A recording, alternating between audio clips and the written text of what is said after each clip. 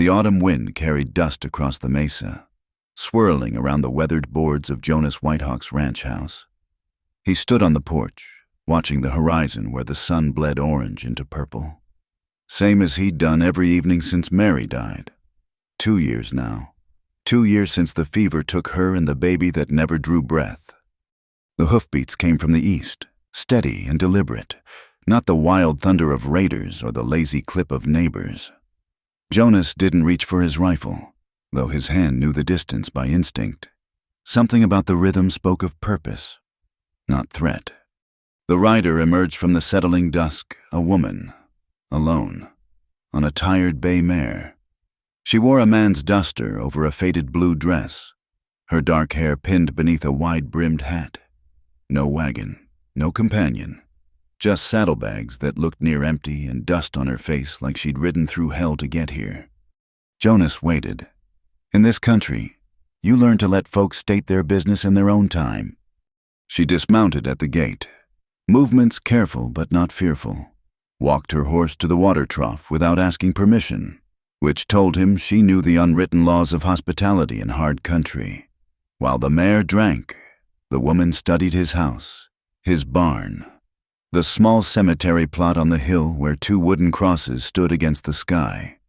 Jonas Whitehawk. Her voice carried the slight rasp of trail dust and long silence. He nodded.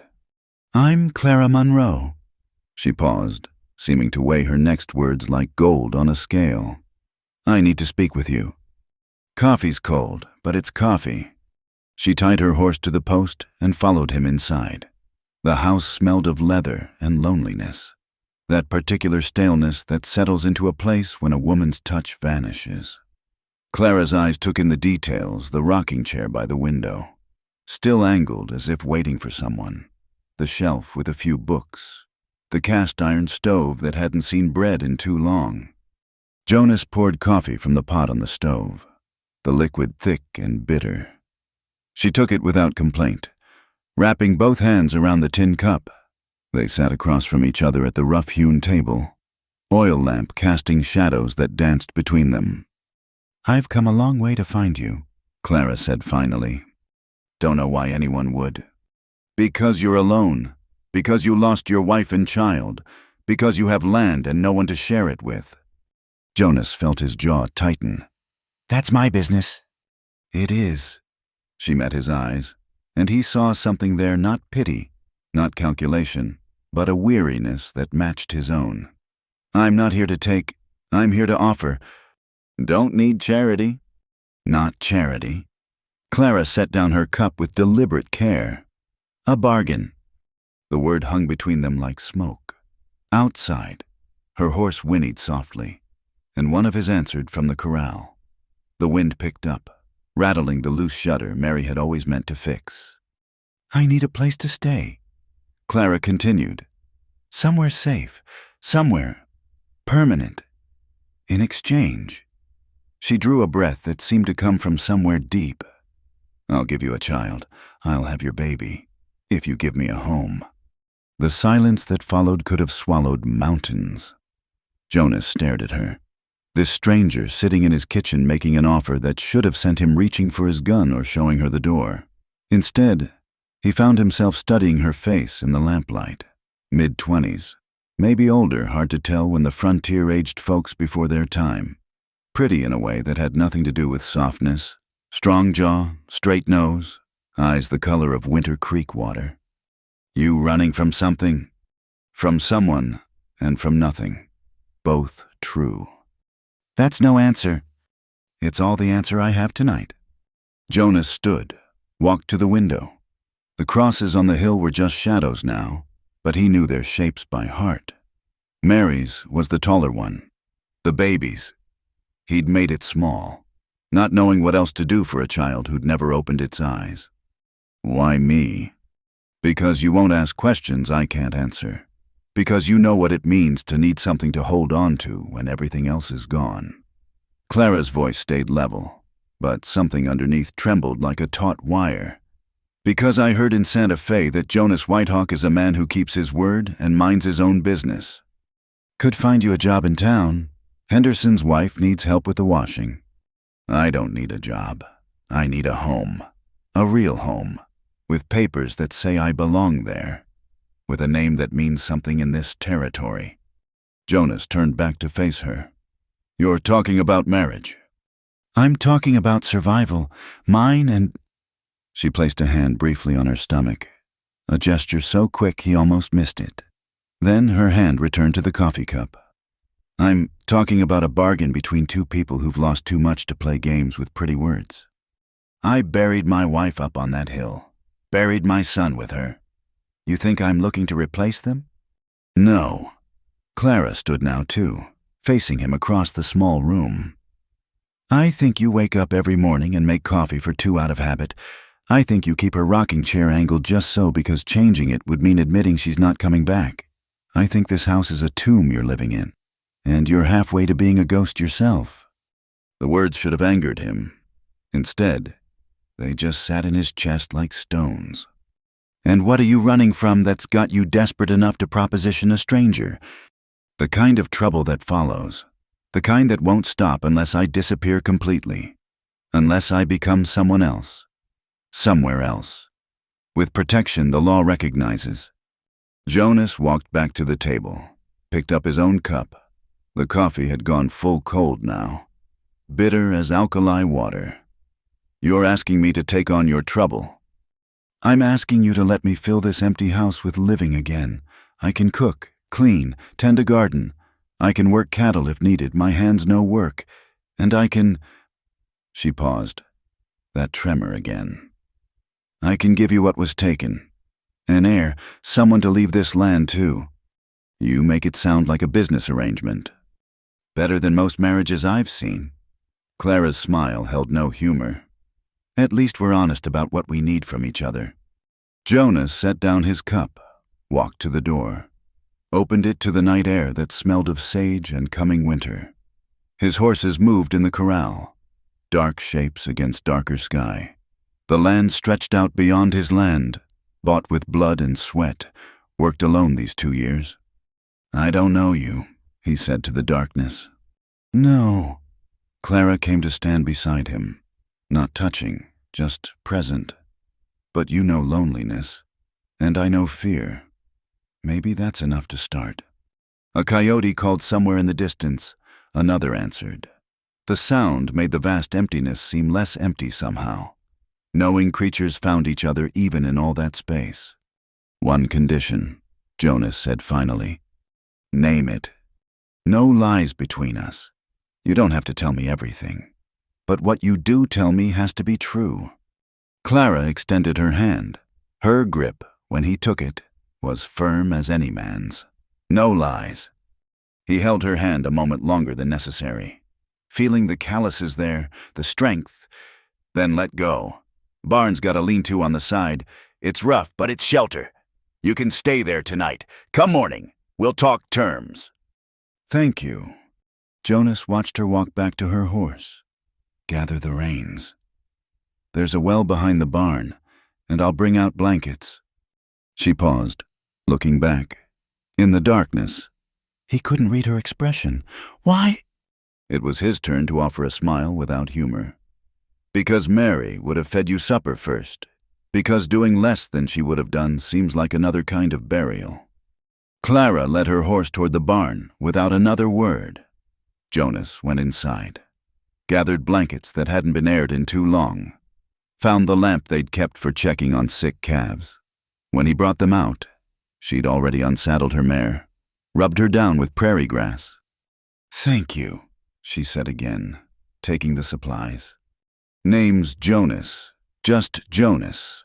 Whitehawk was Mary's name for me, said I watched the sky too much.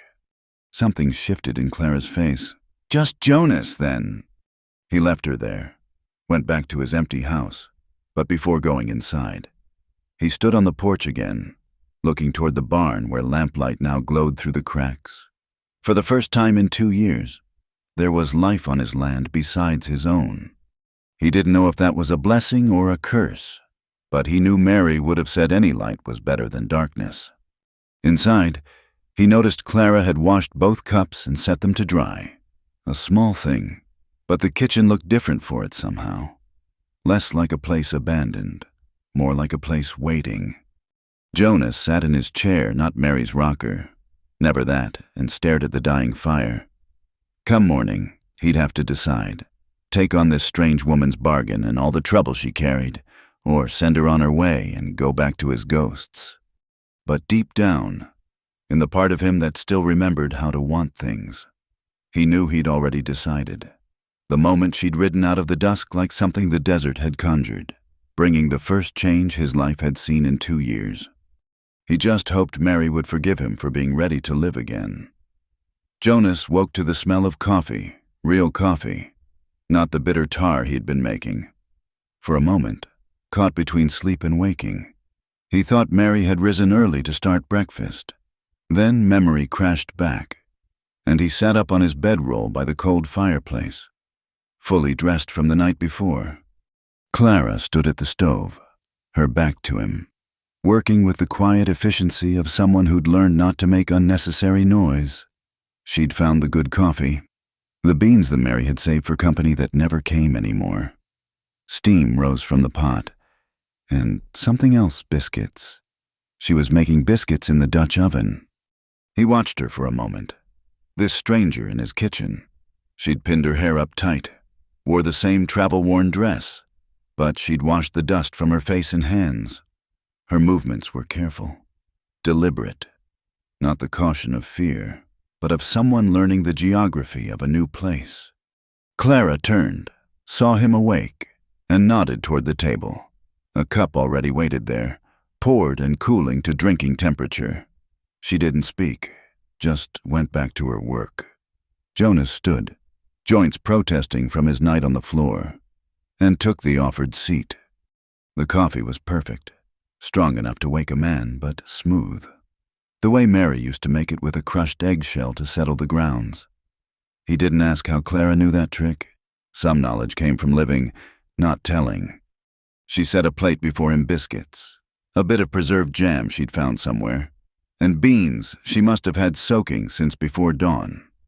Simple food, but the first hot breakfast he'd eaten at this table in 2 years. Clara took the chair across from him with her own plate, ate steadily without hurry or hesitation. The silence stretched between them, but not uncomfortably. It was the quiet of morning chores, of necessary work being done.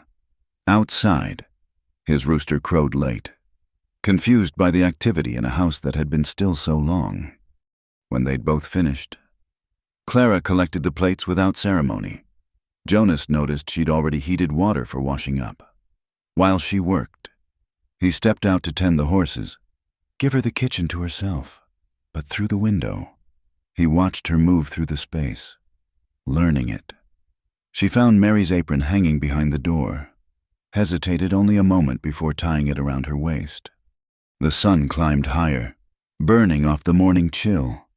Jonas fed and watered the stock, checked the fence line near the barn. When he returned, Clara had moved on to the main room. Not cleaning exactly, just setting things to rights. The books back straight on their shelf, the lamp glasses wiped clear of soot, small things that he'd stopped seeing in his daily blindness. She'd moved Mary's rocking chair, just a few inches, angled now toward the window, but not in that waiting way. It looked like a chair again, not a shrine. Jonas felt something clench in his chest, but when Clara glanced at him, question in her eyes, he just nodded. By noon, the house smelled different, aired out, alive. Clara had found the wash tub, strung a line between the porch posts. His spare shirts flapped in the wind like surrender flags. She worked without asking, without explaining. When she passed him, she didn't touch, didn't smile, just moved around him like water around a stone. Jonas found himself following her with his eyes, trying to read the story written in her movements, the way she tested each floorboard before trusting her weight to it, how she kept her back to walls, never to doors, the careful distance she maintained, close enough for propriety, far enough for escape. Late afternoon brought her to the thing he'd dreaded and anticipated, Mary's things, the trunk at the foot of the bed he didn't sleep in anymore. Clara stood before it, hands clasped. waiting. Jonas crossed to her, lifted the lid himself. Mary's Sunday dress lay on top, blue as summer sky. Beneath it, her sewing box, her Bible, the quilt her mother had made. Small treasures of a life cut short. Clara didn't reach for any of it, just looked, witnessing. "Take what you need," Jonas heard himself say. "I have what I need. That dress you're wearing won't last much longer, and winter's coming." Clara touched the fabric of the blue dress, gentle as if it might tear. "Wearing her things won't make me her." "I know that." She selected 2 plain work dresses, practical brown and gray, a heavy shawl. Nothing fancy, nothing that carried too much memory. Jonas watched her refold the rest, place it back with the same care Mary would have used. That evening, she cooked a proper supper rabbit stew with wild onions and the last of the garden vegetables she'd salvaged. They ate in the same silence as breakfast, but fuller now, weighted with the day's small intimacies. When Clara cleared the table, she left his coffee cup within reach, the pot warm on the stove. Jonas found his voice as she settled into the chair across from him, not Mary's rocker, but the straight-backed one he used for mending tack. "The lean-to's no place for winter." Clara's hand stilled on the sewing she'd taken up his torn shirt. He realized, "I've slept in worse." "That's not what I meant." She raised her eyes to his. In the lamplight, they looked older than her face suggested. "What did you mean, then?" "There's a room off the kitchen, storage now, but it had a bed once, for Mary's mother, when she visited. You could—" He gestured vaguely. "It's warm, near the stove. And the terms—" Jonas stood, paced to the window. Full dark outside now. No moon yet. "In town, they'll talk, already will be, if anyone saw you ride in." "I know. Justice of the peace comes through every 2 months. Judge Carter rides circuit from Santa Fe." He turned back to her. "Or there's Reverend Morrison at the settlement. Either way makes it legal." Clara set aside the sewing, folded her hands. "And between now and then?" "You stay in the house. Work it like it's yours. Let people see you here. Get used to the idea." Jonas returned to his chair. "I'll sleep in the barn." "That's foolish. It's your house." "It's the right way." She studied him, and he saw her cataloging, deciding. "You're an honorable man?" "Jonas Whitehawk." "Just practical. This only works if folks believe it. Can't have anyone saying different." Clara rose, moved to the stove to check the coffee, her back to him. She said, "The baby. When it comes, you understand it might not—" She stopped. "Might not look like me, I figured as much. You're not carrying yet, or barely. Wouldn't show if you were. So either you've got a sense of what's to come, or—" He let it hang. "Or—" She poured herself coffee, hands steady. "Does it matter?" "Not to me, but the child will need a father's name, protection, legal standing." "Yes," the word came out fierce, almost desperate, then quieter, "yes." They stood on opposite sides of the kitchen, measuring the distance between what was and what would be. Jonas thought of Mary, how she'd taken his hand that first day and led him into her father's store. Bold as brass, this was nothing like that. This was careful, calculated, born of necessity rather than wanting. But maybe that was better. Want had led to loss. Need was simpler, cleaner. "I'll make up the room tonight," he said. Clara nodded, returned to her sewing. Jonas gathered what he'd need for the barn, blankets and his rifle. At the door, he stopped. "That coffee? How'd you know about the eggshell?" A ghost of a smile touched her lips. "My mother said it was the only civilized way." Mary said the same. The smile faded. "Then we'll honor them both." Jonas stepped into the night, closed the door behind him. Through the window, he could see Clara at the table, needle moving in steady rhythm. She'd lit 2 lamps instead of 1. pushing back the shadows that had owned the place so long. In the barn, he made his bed in the hay, listening to his horses shift and breathe. The familiar sounds should have been comforting, but he found himself straining to hear the house, to catch some sign of life within its walls. When he finally slept, he dreamed of Mary. She stood in the kitchen doorway, watching Clara work. "Is this all right?" he asked her. But Mary just smiled, touched his face with hands that felt like wind, and faded into morning light. Jonas woke to find one of his horses had thrown a shoe. He led the mare to the house to get his tools, found Clara already up, water heating for laundry. She'd braided her hair tight, sleeves rolled up for work. "Morning," she said, not looking up from sorting clothes. "Morning." And just like that, they began. 2 weeks passed before Jonas noticed the scar. Clara had been reaching for the high shelf where Mary kept the preserves, her sleeve pulling back just enough to reveal a pale line across her forearm, old but deep.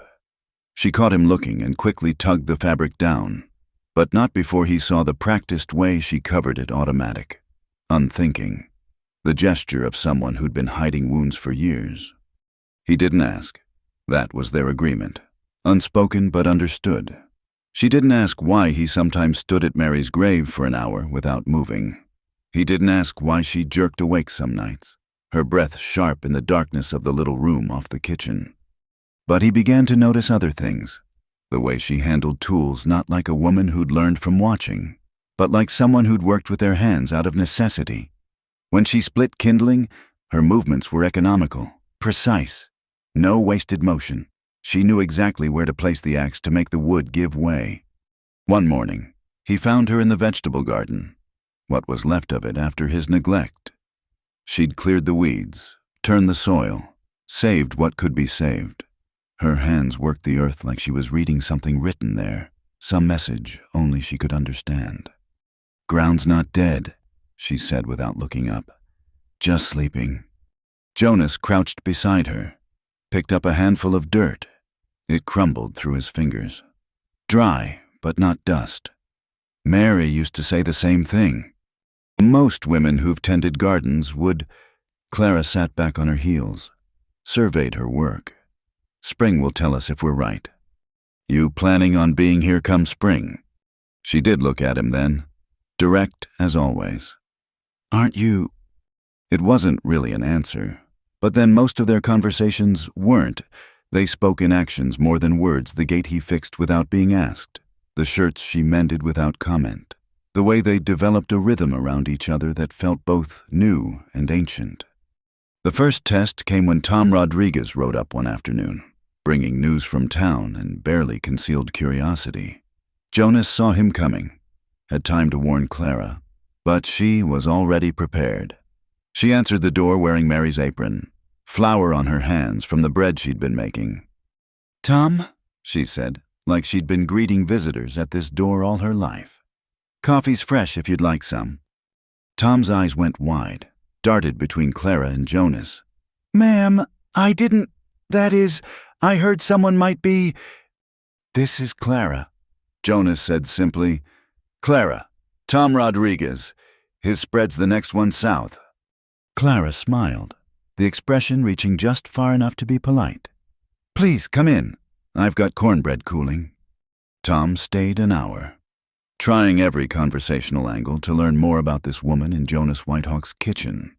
Clara deflected each probe with the skill of someone who'd had practice being whoever she needed to be.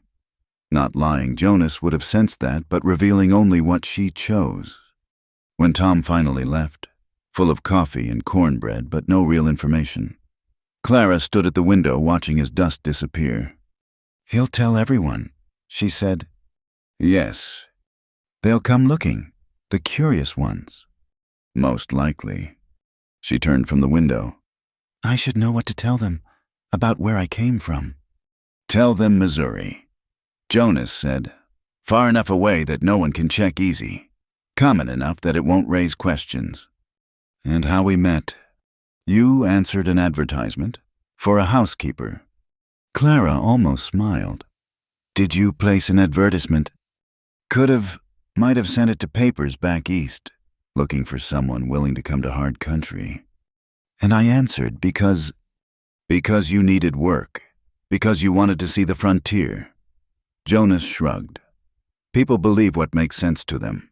A woman needing honest work makes sense. A hasty marriage less so. Not out here. Things move fast or not at all. Folks understand that. Clara returned to her bread, shaping loaves with quick, sure movements.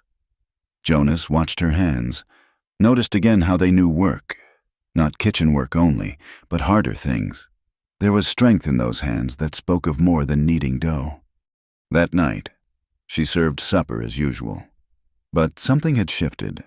The performance for Tom Rodriguez had created a new awareness between them. They were conspirators now, bound by the story they'd tell the world. I was married before, Clara said suddenly, setting down her fork. He died. That's truth you can use if needed. Jonas nodded, didn't press for more. How long ago? 2 years. She met his eyes across the table. Same as you. The parallel hung between them. Another thread in the web they were weaving. 2 years of grief. 2 years of learning to breathe around the absence. It explained things without explaining them, why she knew her way around a house. Why she'd come to him instead of seeking work in town where questions would be harder. Children. The question came out before he could stop it. Clara's hand moved involuntarily to her stomach.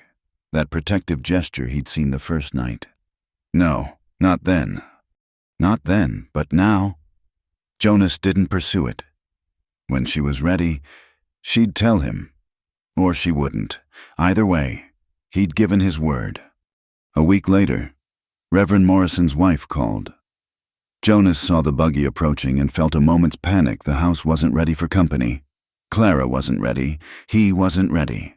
But Clara simply smoothed her hair, removed her apron, and stepped onto the porch like she'd been receiving visitors here for years.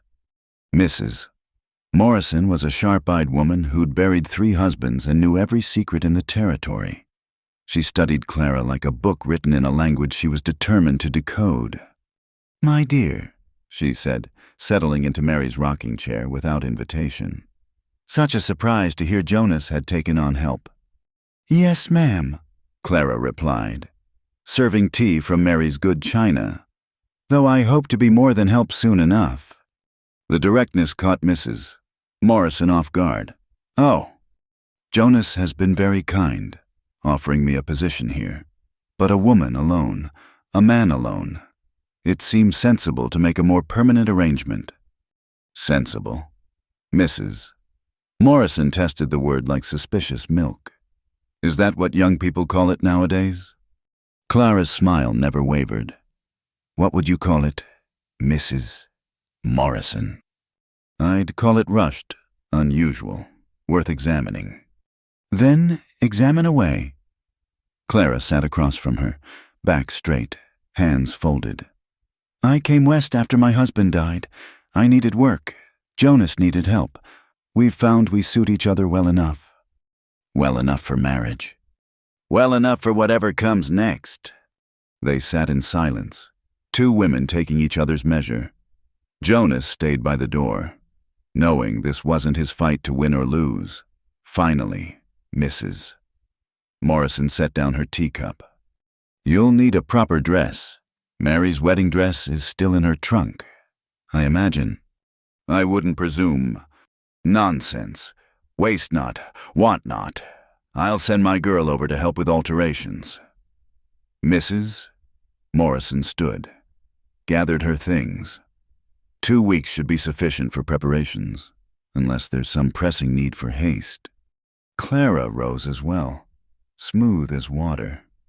No pressing need, just the practical consideration of winter coming. Indeed, winter has a way of clarifying what's necessary. Mrs. Morrison paused at the door, looked back. You're not what I expected. Miss Monroe, Clara Monroe. Not what I expected at all. After she left, Clara sank into the nearest chair, for the first time since arriving. She looked truly exhausted. That woman could see through stone. She said, but she didn't. No, she saw what she needed to see. A practical arrangement between practical people. Clara laughed, short and bitter. If she only knew how practical. Jonas crossed to the stove, poured coffee for them both. Regrets? About which part coming here, proposing this arrangement, letting that woman plan a wedding for a bride whose... She stopped. Whose what? Clara took the offered cup, cradled it between her palms. Who's carrying another man's child? There, it said plain. Jonas sat across from her, the table between them like a bridge. I knew that first night. How? The way you held yourself. Protective. And the timing desperate enough to ride alone to a stranger's place. But not showing yet. 2 months. Maybe 3. 10 weeks. The words came out raw. 10 weeks since... She didn't finish. Didn't need to. The math was clear enough. A husband dead 2 years. A baby 10 weeks started. Some stories wrote themselves in the space between numbers. He forced you. Not a question. No. Clara's voice went hard. Don't make me a victim in your mind. Jonas, I'm many things, but not that. Then what? She stood, moved to the window. Outside, the sunset painted the mesa red as blood. I'm a woman who made choices, who trusted the wrong person, who learned too late that some mistakes follow you forever. The father, he's looking for you. Yes. Will he come here? Not if I disappear completely. Not if Clara Monroe ceases to exist and becomes... She turned back to him. Becomes who misses. Whitehawk. If that's what you choose. And the child, what name does it carry? Whitehawk. My name, my protection. That was the bargain. Clara returned to her chair. Sat heavily. You're either the most honorable man in the territory or the biggest fool. Probably both. That surprised a real smile from her. The first he'd seen. It transformed her face. Showed the woman she might have been before whatever had driven her here. All right then, she said. 2 weeks. Mrs. Morrison plans a wedding. And after that? After that, we live the story we've created. You as my wife. The child as mine. Let the world think what it wants about timing and propriety. And between us, Jonas considered his words carefully. Between us, we continue as we've begun. Truth when possible. Silence when necessary. Respect always. Clara extended her hand across the table. He took it, feeling again the calluses, the strength. Partners, she said. Partners. They held the handshake a moment longer than necessary. 2 people who'd learned to be alone now, choosing to be alone together. Outside. The first stars appeared in the darkening sky. Inside. The lamplight pushed back the shadows, making the kitchen feel almost like a home again. Neither of them spoke of love. Love was for people who had the luxury of choosing with their hearts instead of their heads. But in the space between them, something else grew understanding. Perhaps the recognition of one survivor by another. It would have to be enough. The morning after, Mrs. Morrison's visit. Clara was already in the garden when Jonas found her. She'd risen before dawn, and now knelt among the withered bean poles, pulling weeds with methodical precision. Her breath misted in the cold air, but she worked without gloves, bare hands dark with soil. Ground's near frozen, Jonas said from the gate. Still worth clearing. Spring comes faster to clean ground. He watched her work for a moment, noting how she saved certain weeds lamb's quarters, purslane setting them aside in her apron pocket. Food for lean times. Knowledge born of necessity. I'll help, he said, fetching tools from the shed. They worked in companionable silence as the sun climbed higher. Jonas broke the harder ground with a mattock while Clara followed, pulling roots and stones. By mid-morning, they'd cleared half the plot, Clara sat back, surveying their progress, a smudge of dirt across her cheek.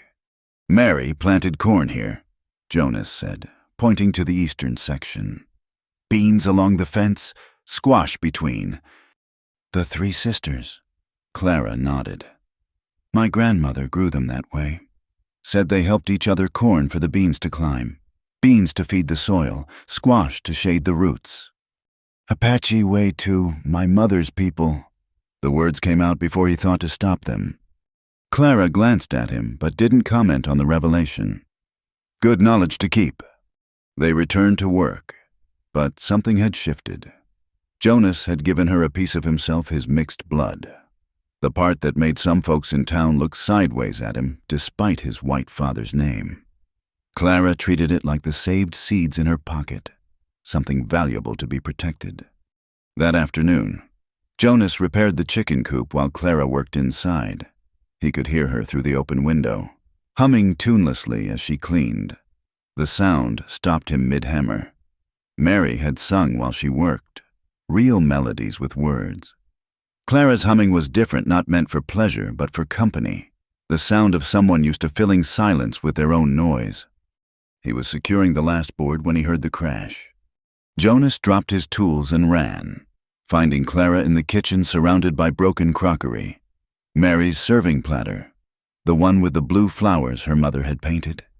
Clara stood frozen, hands bleeding from trying to catch it. I'm sorry, she said, voice strange and flat. I was reaching, my hands were wet, I'm sorry. It's just a dish, Jonas said, but even he heard the lie in it. Clara knelt, began gathering pieces with shaking hands. I'll fix it. There must be paste, or... Clara.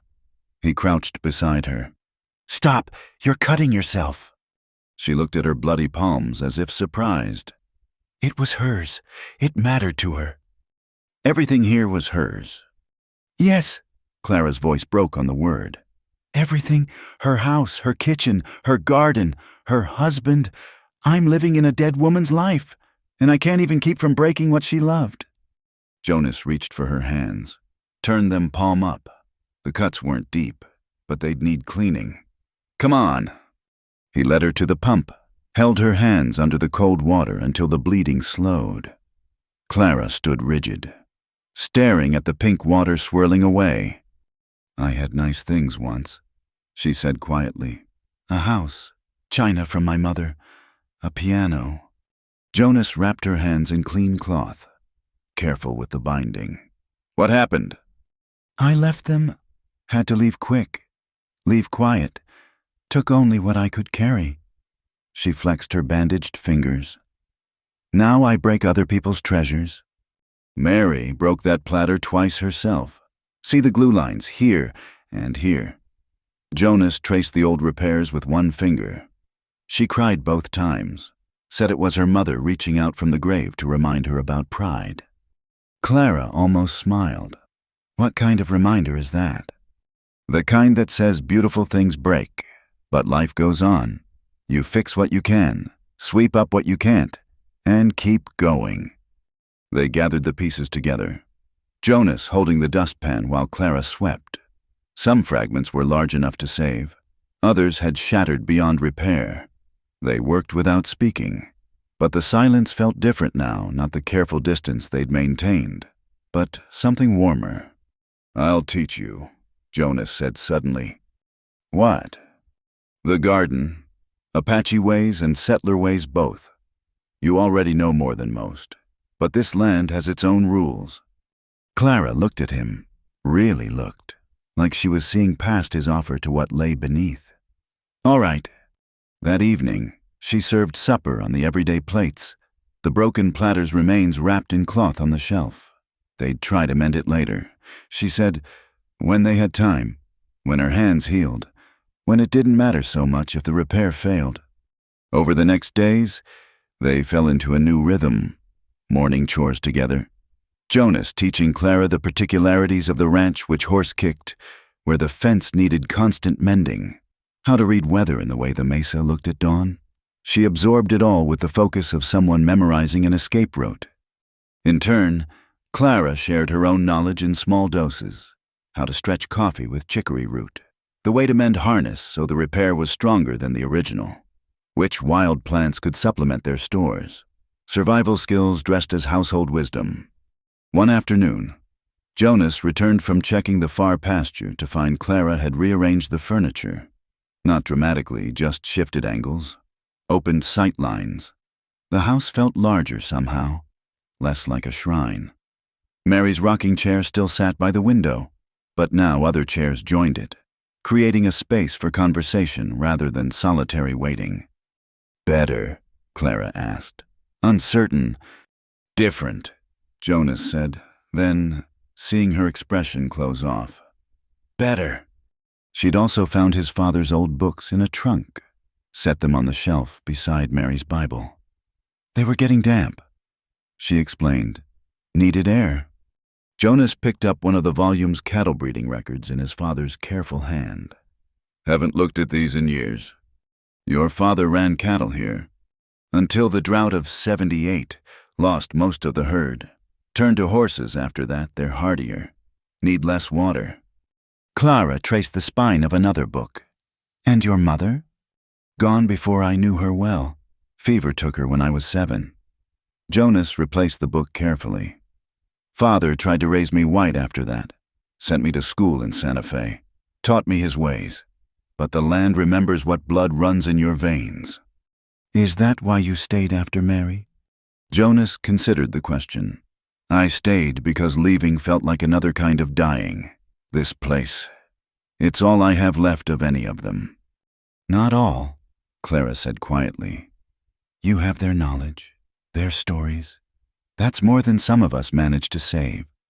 That night after supper, she asked him to tell her about the ranch. Not the practical things she'd been learning those, but the history.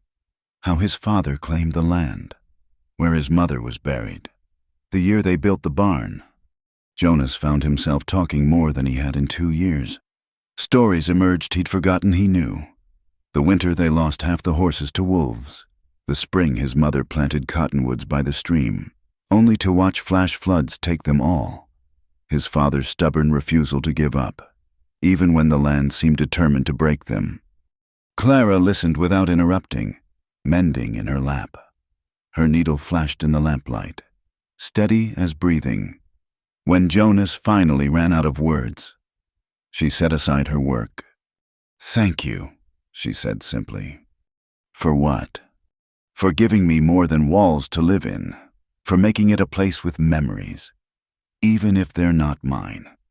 Jonas felt something ease in his chest. "They're yours now, too. Part of the bargain." Clara smiled, that rare true expression that transformed her face. "Then I'll try to be worthy of them." Later, as Jonas settled into his barn bed, he realized the house had sounded different as he left it. Not empty anymore. Not waiting. Clara was still up. He could see the lamplight through the cracks, probably working on something she never seemed to rest entirely. But her presence had changed the quality of the silence. Where before there had been only absence, now there was possibility. Not love. Not yet. Perhaps not ever, but something that might, given time and tending, grow into its own kind of comfort. Jonas pulled the blanket higher against the cold. In 2 days, Mrs. Morrison would return with her seamstress. Plans would accelerate. The performance they'd been rehearsing would move to a larger stage. But for now, in the quiet dark with Clara's light spilling across the yard, Jonas allowed himself to think that maybe, just maybe, they were building something worth having. Not a replacement for what was lost, but something new, something theirs. The thought followed him into sleep, warm as summer sun on winter ground. The storm came without warning on a late October afternoon. Jonas had seen the clouds building over the mesa, but they'd looked like the usual autumn rains, nothing to drive the horses in for. He was wrong. The first crack of thunder spooked the herd just as he'd gotten halfway to the far pasture. Lightning split the sky, and suddenly the air turned green-black, heavy with the smell of coming hail. Jonas wheeled his mount around, racing back toward the ranch as the first fat drops began to fall. By the time he reached the yard, the rain had become a wall of water. He could barely see the house through the downpour. The horses scattered, seeking shelter under the few cottonwoods by the stream. Jonas fought to get the barn doors open against the wind, managed to drive in the milk cow and the two mares closest to foaling. Through the chaos, he saw Clara burst from the house, her hair already plastered to her head. She ran for the chicken coop, where the birds squawked in panic. Together they herded the chickens into their shelter, Clara catching the ones too stupid to save themselves, passing them to Jonas to stuff through the door. "The washing!" Clara shouted over the storm. Jonas turned to see sheets and clothes whipping like ghosts on the line. They ran together, pulling down what they could. The wind caught one of his good shirts, tore it from Clara's hands. She lunged after it, slipped in the sudden mud. Jonas caught her arm, hauled her upright. "Let it go." But she was already moving again, not for the shirt, but for the garden. The new seedlings she'd coaxed to life despite the lateness of the season were drowning in the deluge. Clara dropped to her knees in the mud, trying to shore up the small plants with her bare hands. "Clara, no!" Lightning struck the big cottonwood not 50 yards away. The crack was deafening, the flash blinding white. Jonas grabbed Clara around the waist, bodily carried her toward the house as she fought him, still reaching for her drowning plants. They tumbled through the door together, soaking, muddy, gasping. Clara immediately turned to go back out, but Jonas blocked her path. "Those plants are finished," he said firmly. "They're not. I can save them. I can—" Her voice broke. "You can get yourself killed by lightning. That's all." She stood there dripping, fists clenched, looking past him through the window at her ruined garden. Jonas saw the moment she accepted defeat, her shoulders sagging. "I'll start more seeds," she said quietly. "Ground'll be too cold now." "In the house, then. By the windows. I'll make it work." Jonas didn't argue. He'd learned that Clara met setbacks by immediately planning how to overcome them. It was her way of fighting back against whatever had driven her here. They stood awkwardly in the entrance, pools of water forming at their feet. Clara's dress clung to her, revealing the slight swell of her pregnancy more clearly than before. She noticed his glance and crossed her arms reflexively. "We need dry clothes." Jonas said, "You'll catch your death." "So will you." "I'll change in the barn, after I check the stock." "Jonas." She caught his sleeve as he turned to go. "The animals can wait 5 minutes. You're no use to them with lung fever." The practicality of it stopped him. She was right. He was soaked through, already shivering despite the day's earlier warmth.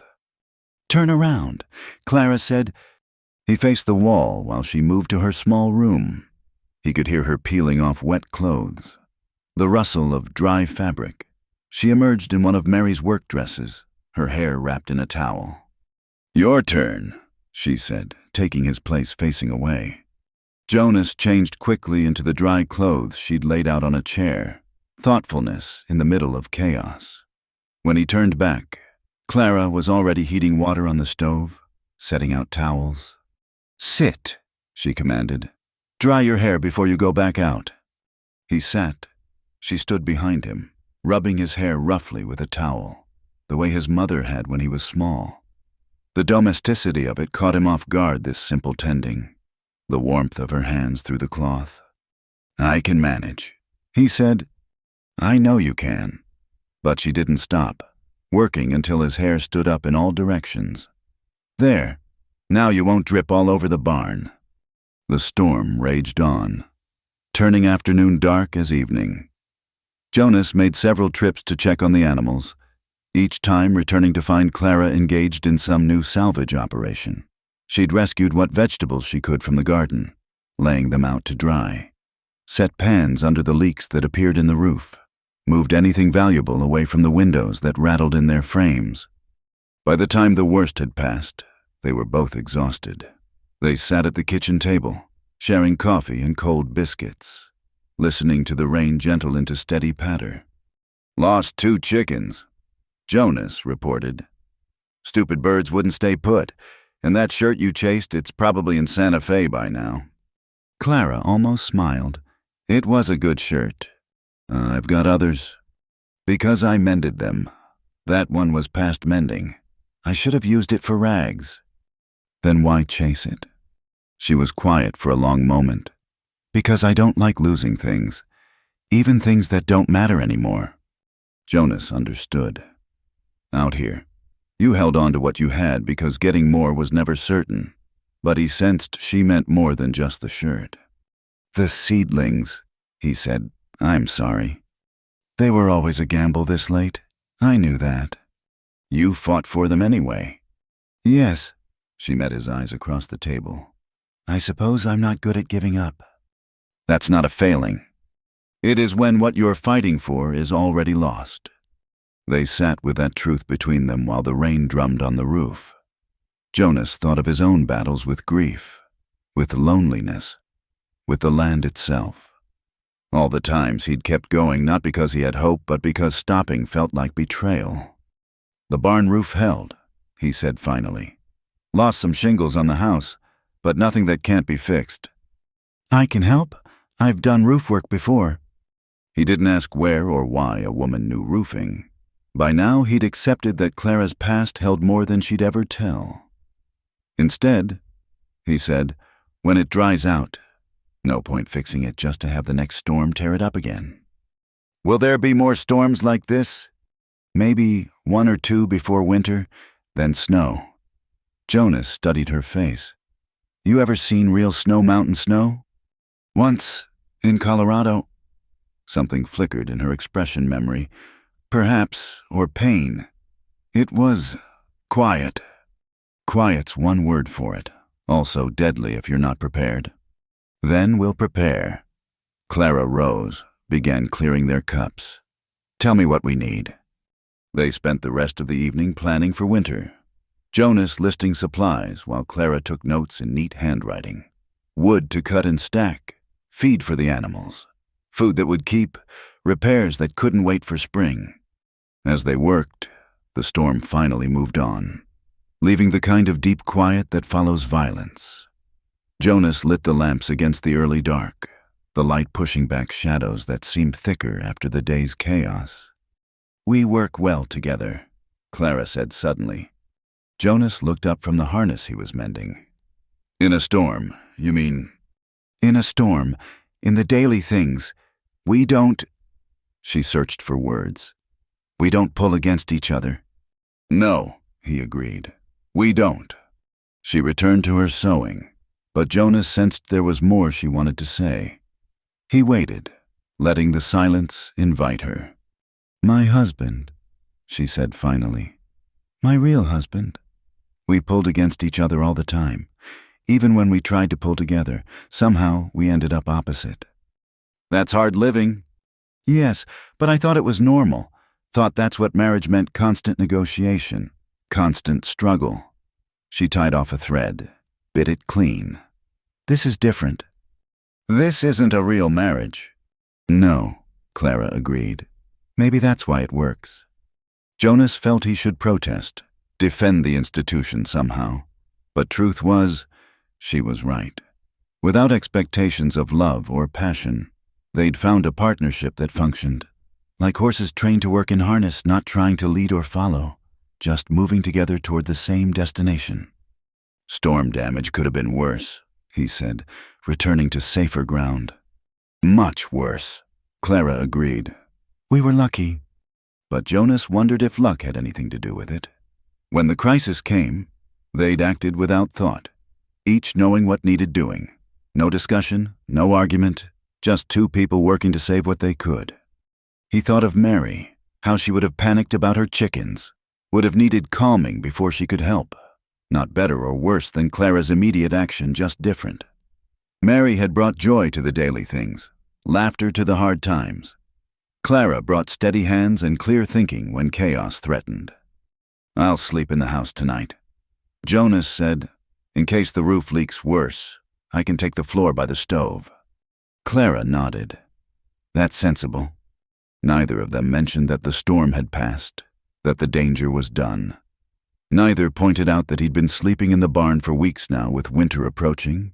They just accepted this small shift in their arrangement like they'd accepted everything else as necessary. Practical, unremarkable. That night, Jonas lay on his bedroll by the stove, listening to the house settle around him. He could hear Clara moving in her small room, the creak of her bed as she settled for sleep. Normal sounds, domestic sounds, the sounds of not being alone. Outside, water dripped from the eaves, marking time. Tomorrow would bring the work of storm cleanup fences to check, the garden to replant, damage to assess and repair.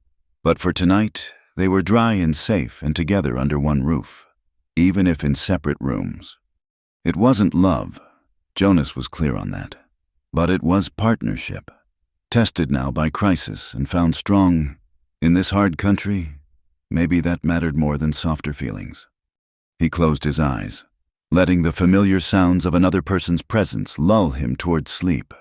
Whatever Clara was running from, whatever had driven her to his door with her desperate bargain, she'd stood with him through the storm. That had to count for something.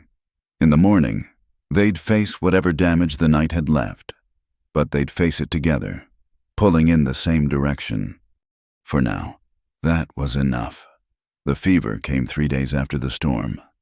Jonas woke to find his bedroll soaked with sweat, his body shaking with chills that had nothing to do with the cold morning.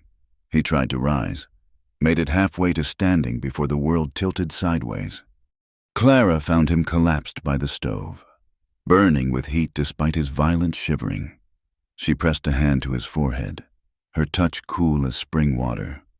"How long?" she asked, voice steady but tight. Since midnight, maybe." His teeth chattered around the words. She didn't waste time on recriminations about why he hadn't woken her. Instead, she dragged his bedroll closer to the stove, helped him back onto it, and began piling on blankets. Jonas wanted to protest that he needed to tend the animals, check the storm damage, but the words wouldn't come through his chattering teeth. "Stay still," Clara commanded, already moving to heat water. The next hours blurred together, Clara forcing bitter tea between his lips, cool cloths on his forehead that turned hot within minutes, more blankets when he shook, fewer when the fever spiked and he tried to throw them all off. Through it all, her hands steady, practical, never hesitating. Sometime during that first day, Jonas became aware that Clara was talking, not to him exactly, but a steady stream of words as she worked, instructions to herself, lists of what needed doing, a running commentary on his symptoms and her treatments. "Fever's too high, need willow bark. No, I saw some by the creek, but can't leave him. Maybe if it breaks. No, getting worse. Think. What else?"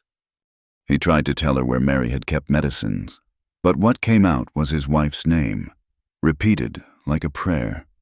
Clara's hands stilled for just a moment, then resumed their work.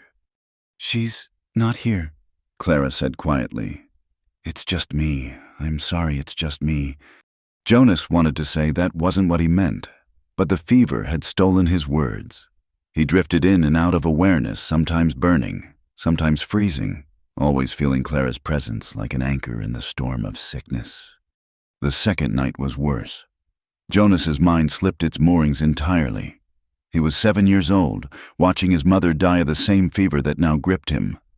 Then he was 20, meeting Mary at her father's store, struck dumb by her smile.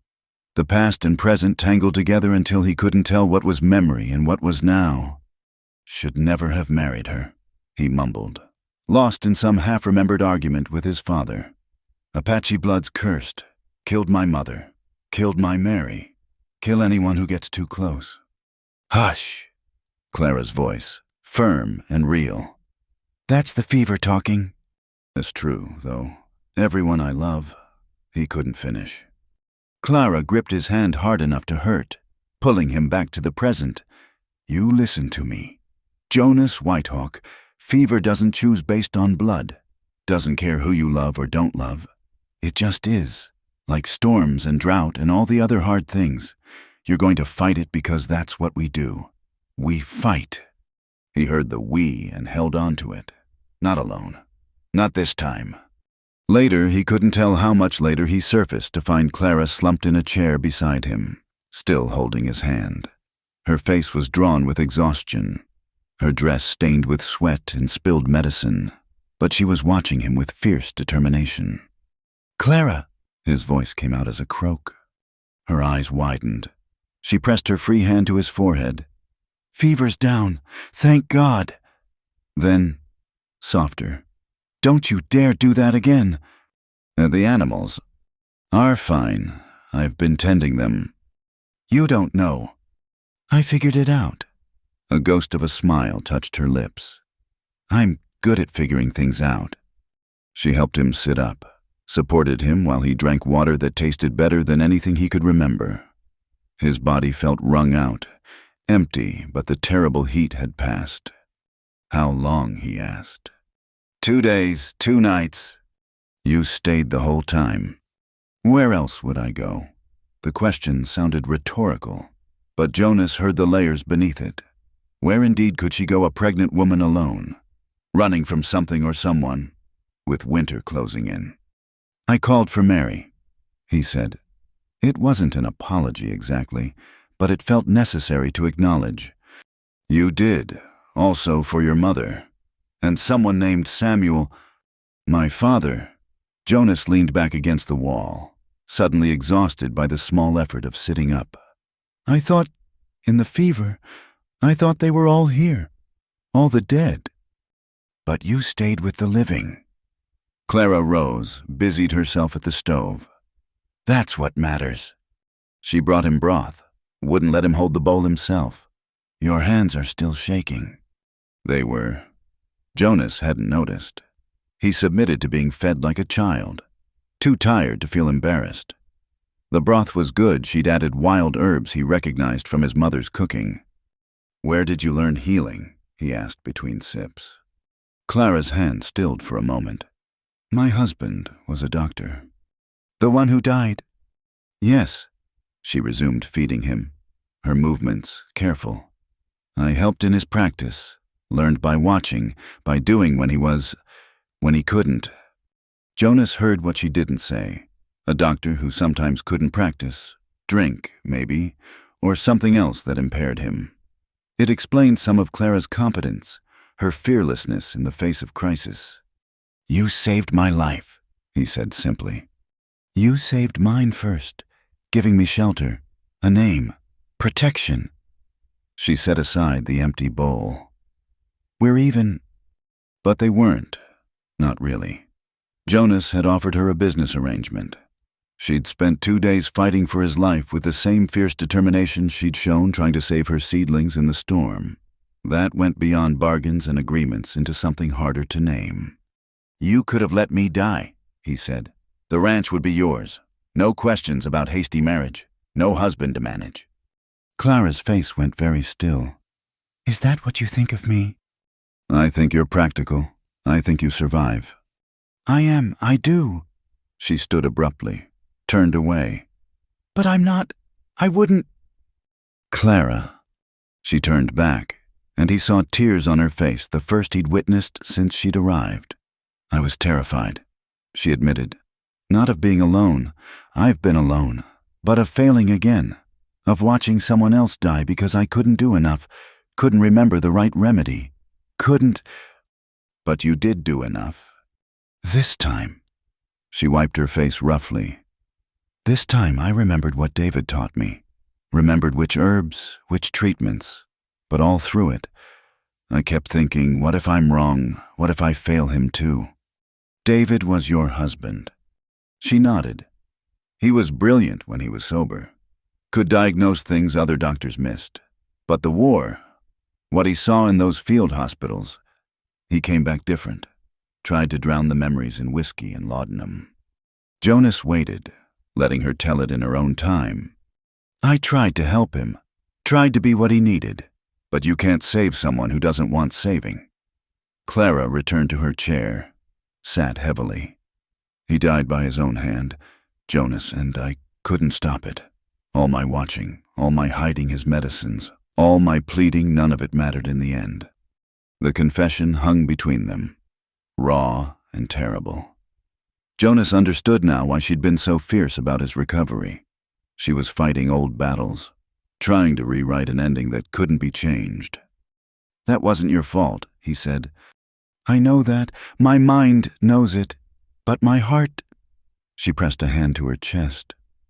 "When I found you by the stove, for a moment I was back there, finding David. Too late. Always too late." "But you weren't too late this time." "No." She looked at him. Really looked. As if memorizing that he was alive, recovered, present. "No, I wasn't." They sat quietly for a while, the weight of shared truth settling around them like dust after wind. Jonas felt hollow but clean somehow, as if the fever had burned away more than just sickness. "The father of your child," he said carefully. "Not David." "No, David died 2 years ago, like I said." Clara's hand moved unconsciously to her stomach. "The father is someone who took advantage of my grief, someone I trusted when I was too broken to think clearly." "He hurt you." "Not with fists, with promises, with lies, with threats when I tried to leave."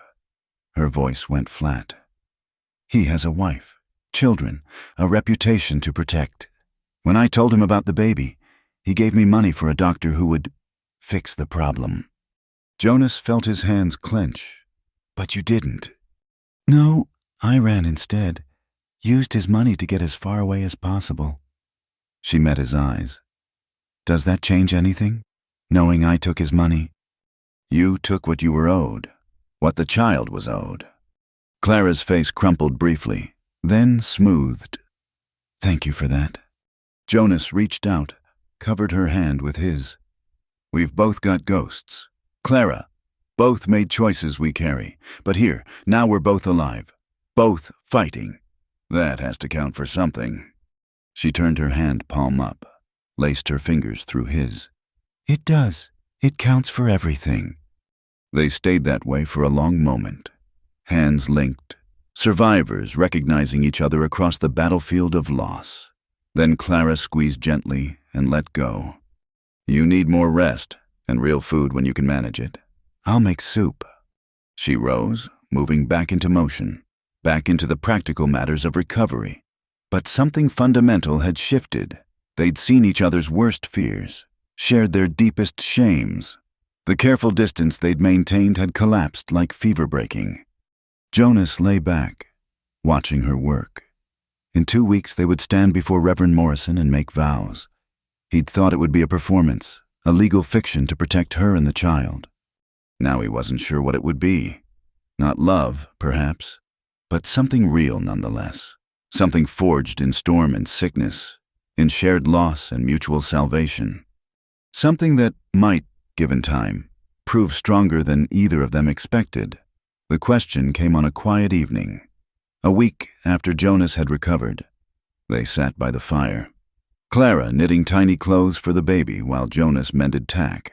The domesticity of the scene struck him how natural it had become, sharing these evening hours. "Why did you come to me?" Jonas asked, not looking up from his work. "There must have been other options, other places to go." Clara's needles paused. "There were."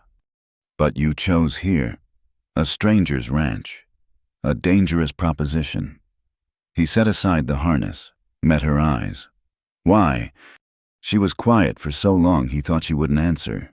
"Then, I heard about you in Santa Fe, at the boarding house where I stayed those first nights after running." "What did you hear?" That Jonas Whitehawk was a man of his word, that he'd loved his wife deeply, that he'd retreated from the world after she died. Clara resumed her knitting, but slowly. "They said you were Apache and white both, belonging fully to neither world." I understood that feeling. "And that was enough to risk everything." "No." She tied off a stitch, started another row. "There was a woman at the boarding house, Mrs. Chen, Chinese, married to an Irish railroad worker. She told me about seeing you at your wife's funeral, how you stood apart from everyone, neither seeking comfort nor refusing it, just enduring. Jonas remembered that day hazily, grief making everything dreamlike. He hadn't noticed individual faces in the crowd. "She said you looked like someone who understood that sometimes survival isn't about being strong," Clara continued. "Sometimes it's just about lasting one more day, and then another, and another after that." "That's all." "No." Clara set down her knitting entirely. "I was desperate, yes, frightened, running out of money and options, but I could have found work in town, could have hidden somehow. What decided me was something else, Mrs. Chen said." Jonas waited. "She said that when the preacher talked about resurrection and eternal life. You shook your head. Just once. Barely visible. But she saw it. Said you were the only honest person there, admitting that sometimes dead is just dead." The words hit Jonas unexpectedly hard. He had shaken his head that day, though he hadn't thought anyone noticed. Mary was gone. No amount of scripture would bring her back. "I needed honest," Clara said simply. "I'd had enough of pretty lies, enough of men who promised what they couldn't deliver. When I heard about you, I thought, here's someone who won't pretend things are other than they are." "So you rode out here alone?" "Yes, with my desperate offer and my growing belly and my fear chasing me like wolves." She laughed, short and bitter. "You could have done anything, turned me away, taken advantage, called me mad. Instead, I offered you the lean-to. Instead, you offered me the lean-to." Clara picked up her knitting again. "And then coffee in the morning, and work that let me earn my place, and silence when I needed it. And now, she gestured around the room. "Now this, whatever this is becoming." Jonas considered her words. He'd never asked why she chose him specifically, assuming desperation drove her to the first available option. To learn there'd been thought behind it, choice, made him see their arrangement differently. "I wasn't the only rancher needing help," he said. "No, but you were the only one I believed would keep a bargain." Clara's needles clicked steadily. "And I was right, even fevered, even out of your mind. You called for your wife, your mother, but you never tried to make me be them." "Is that what he did, the father?" Clara's hand stilled. "He wanted me to be everything his wife wasn't, younger, admiring, grateful, available." She resumed knitting with sharp, angry movements. "When I started being myself instead of his fantasy, that's when things turned ugly." "Will you tell me his name?" "Why, you planning to defend my honor?" There was no mockery in it, just curiosity. "I'm planning to know who to watch for." Clara studied him across the fire. "Thomas Carruthers, Judge Thomas Carruthers of Denver." Jonas felt his jaw tighten. A judge, someone with power, connections, the ability to make trouble even at a distance. "Now you're reconsidering," Clara said, reading his expression. "No, just understanding better what you're running from." "He won't follow. Too proud, too careful of his reputation. But he'll send others if he learns where I am. Private investigators, legal documents, claims on the child." "Let him try." The words came out harder than Jonas intended. "This is New Mexico territory. His Colorado writs mean nothing here, and the child will have my name, my protection." Clara's eyes gleamed suddenly wet in the firelight. "You say that so easily." "Because it's simple. We made a bargain. I keep my word. Even knowing it could bring trouble, even knowing the child isn't yours." Jonas set aside the harness entirely, leaned forward. "You asked why I agreed to this arrangement. Want the truth?" She nodded. "Because I was dead inside. Had been for 2 years. Going through motions, tending the ranch out of habit more than purpose. When you showed up with your wild proposition, it was the first thing in all that time that made me feel, not alive exactly, but like being alive might matter again. Because you could help someone. Because someone needed me to be more than a ghost." Jonas sat back. "The child, your child, will need a father. Not just a name on paper, but someone to teach them this land. How to read weather in cloud shapes, which plants heal and which harm, how to gentle a spooked horse. Things your father taught you. My father and mother both different lessons from each. He picked up the harness again. That knowledge needs passing on. Doesn't matter whose blood the child carries. They'll be raised here, on this land. That makes them part of this place. Clara wiped her eyes quickly, pretending it was smoke from the fire. I told Mrs. Chen she was wrong about you, said no man was that simply good. She was wrong. I'm not good. I'm practical. A child needs a father. I need a reason to keep going. You need protection. It all fits together like... He gestured at the harness pieces. Like leather meant to work in tandem. Is that what we are working in tandem? Aren't we?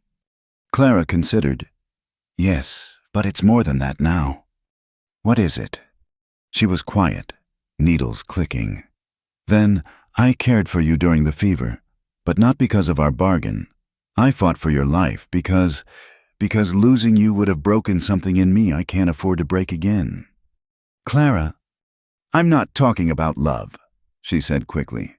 I know that's not what this is, but connection, recognition, two damaged people finding they can stand each other's company. Jonas felt the truth of it settle into his bones. Not love, no, but something that might, in its own way, run deeper.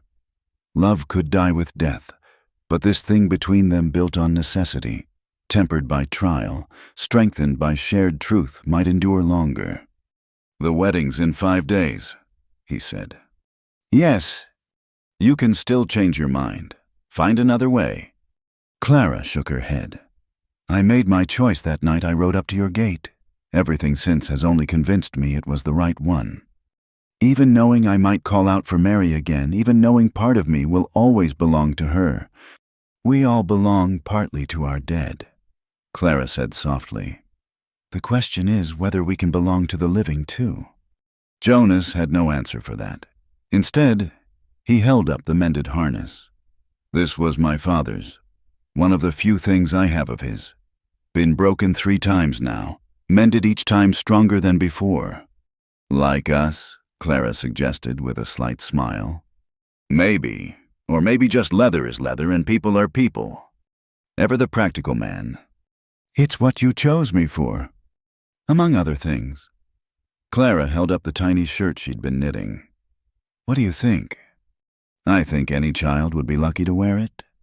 Any child, even one that might have his eyes, his coloring. Jonas understood. She was asking if he could truly accept another man's child, especially if it bore resemblance to the man who'd hurt her. My mother was Apache, he said. My father was Irish. I grew up looking like neither and both. Learned early that blood matters less than who stands beside you. And you'll stand beside this child. I'll be its father in every way that counts. Teach it, protect it, give it a name and a place. That's what fathers do. Clara's breath hitched.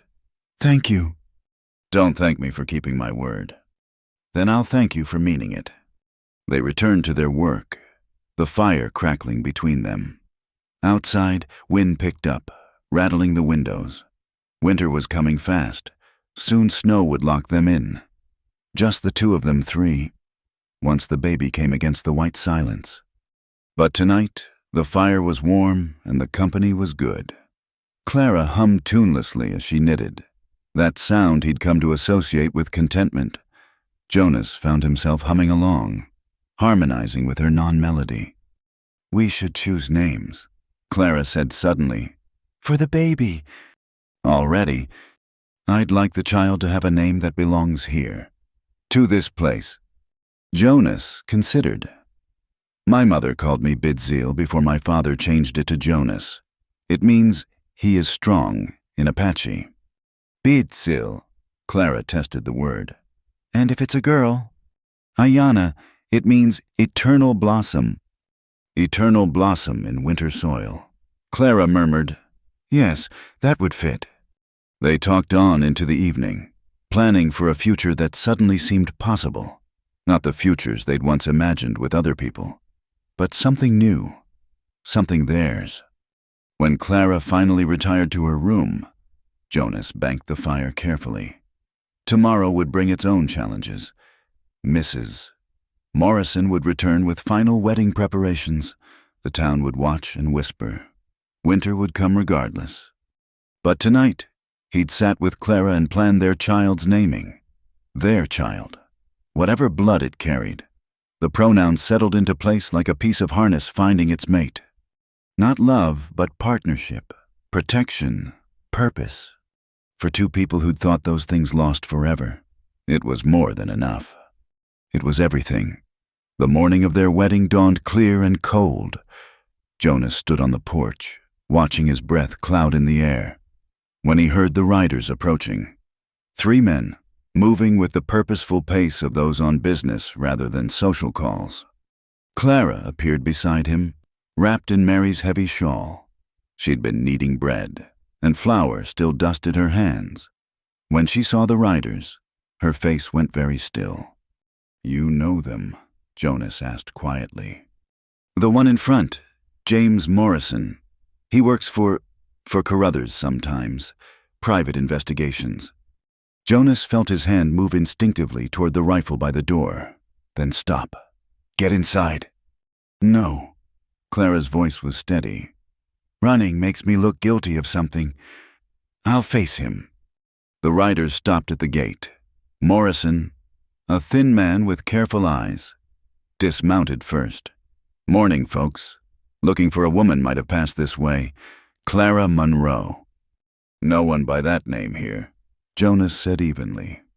Morrison's gaze fixed on Clara. "That's so because the lady bears a striking resemblance to the description I was given." "I'm sure many women fit a general description." Clara said, "I'm Mrs. Whitehawk, or will be, in a few hours." "Wedding day." Morrison pulled a paper from his coat. "How convenient. Mind if I ask when you arrived in these parts? Mrs. Whitehawk." "That's our business," Jonas said. "Actually, it might be legal business. See, Miss Monroe is wanted for theft in Colorado. Took a considerable sum from her employer." Morrison's smile was cold. "Judge Carruthers is quite eager to see justice done." Clara laughed, short and bitter. "Theft, is that what he's calling it?" "Clara." Jonas's warning was quiet but clear.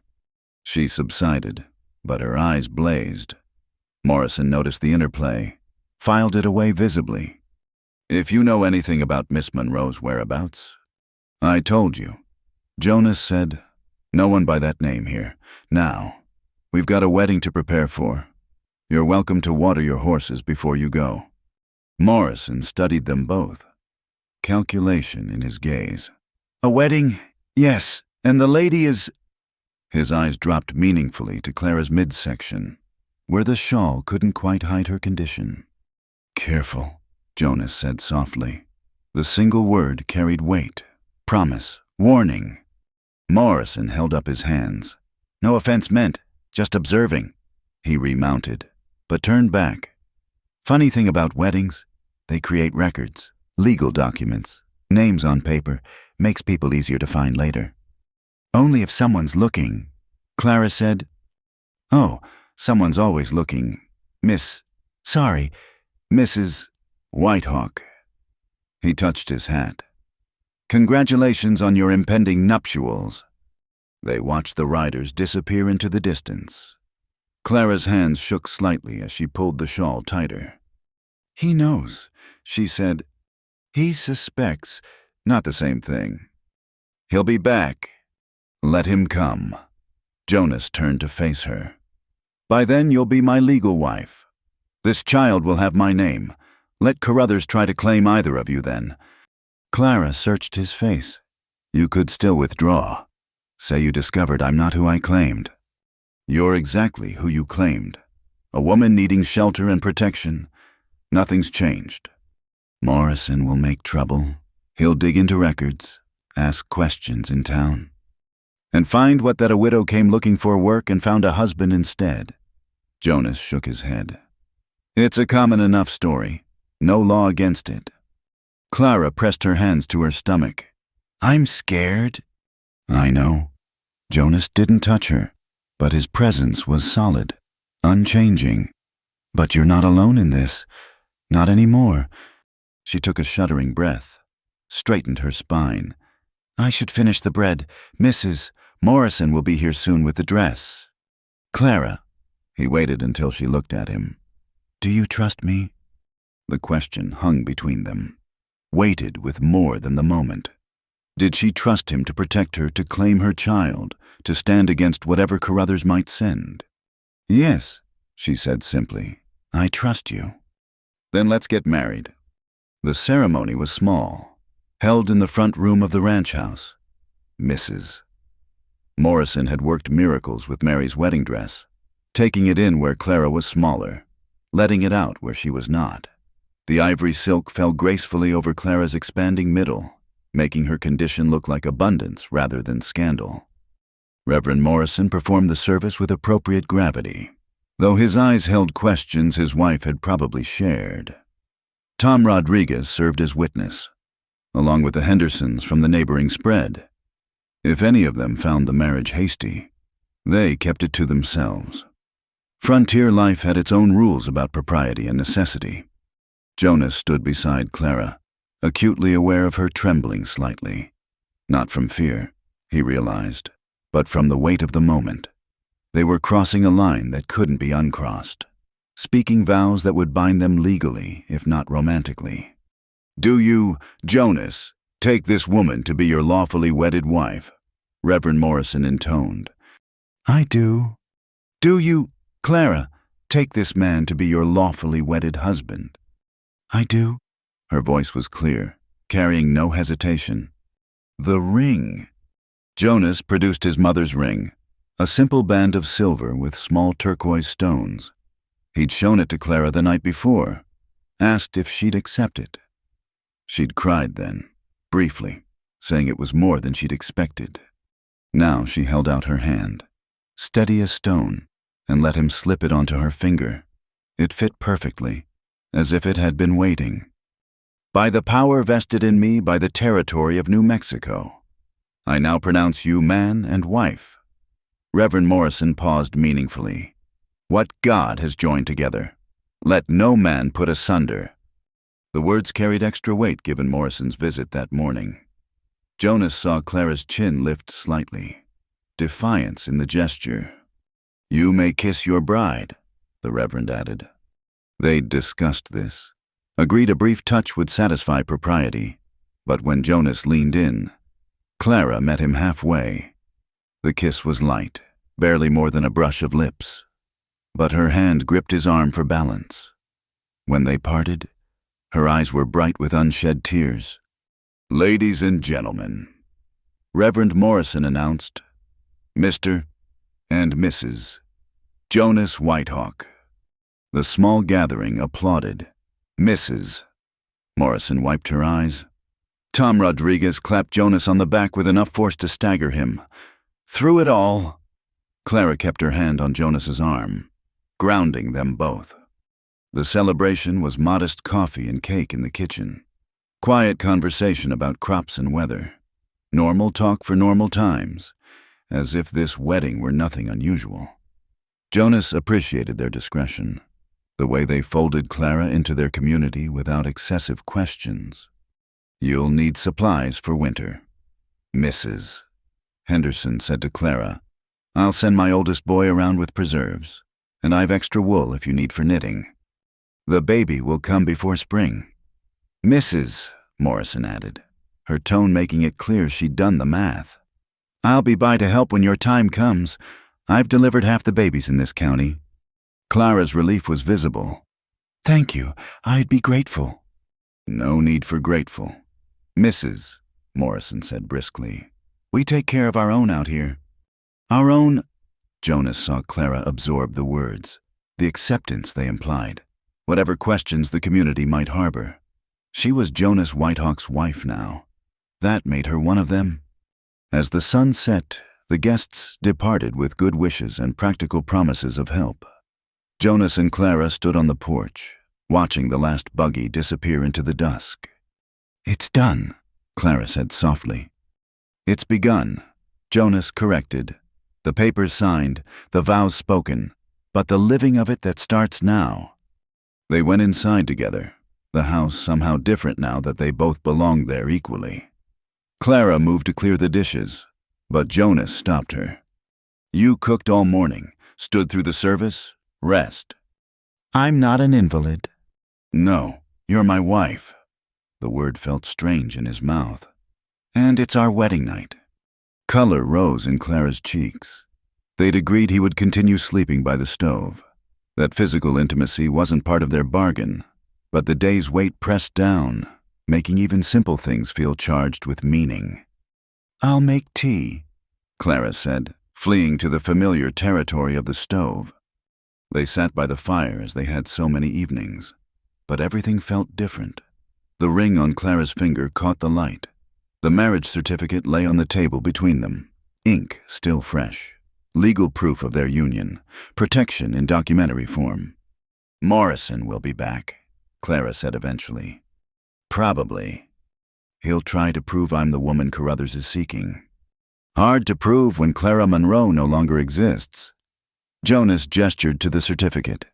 "Only Clara Whitehawk lives here now. Names on paper don't change the past." "No, but they can shape the future." Jonas leaned forward. "Carruthers is counting on you being alone, vulnerable.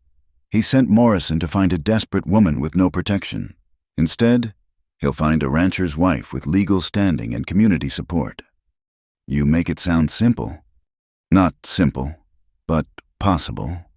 Jonas stood, added wood to the fire. "My mother used to say that Apache women were like desert plants. They could survive anywhere, grow strong in the harshest ground." She was right.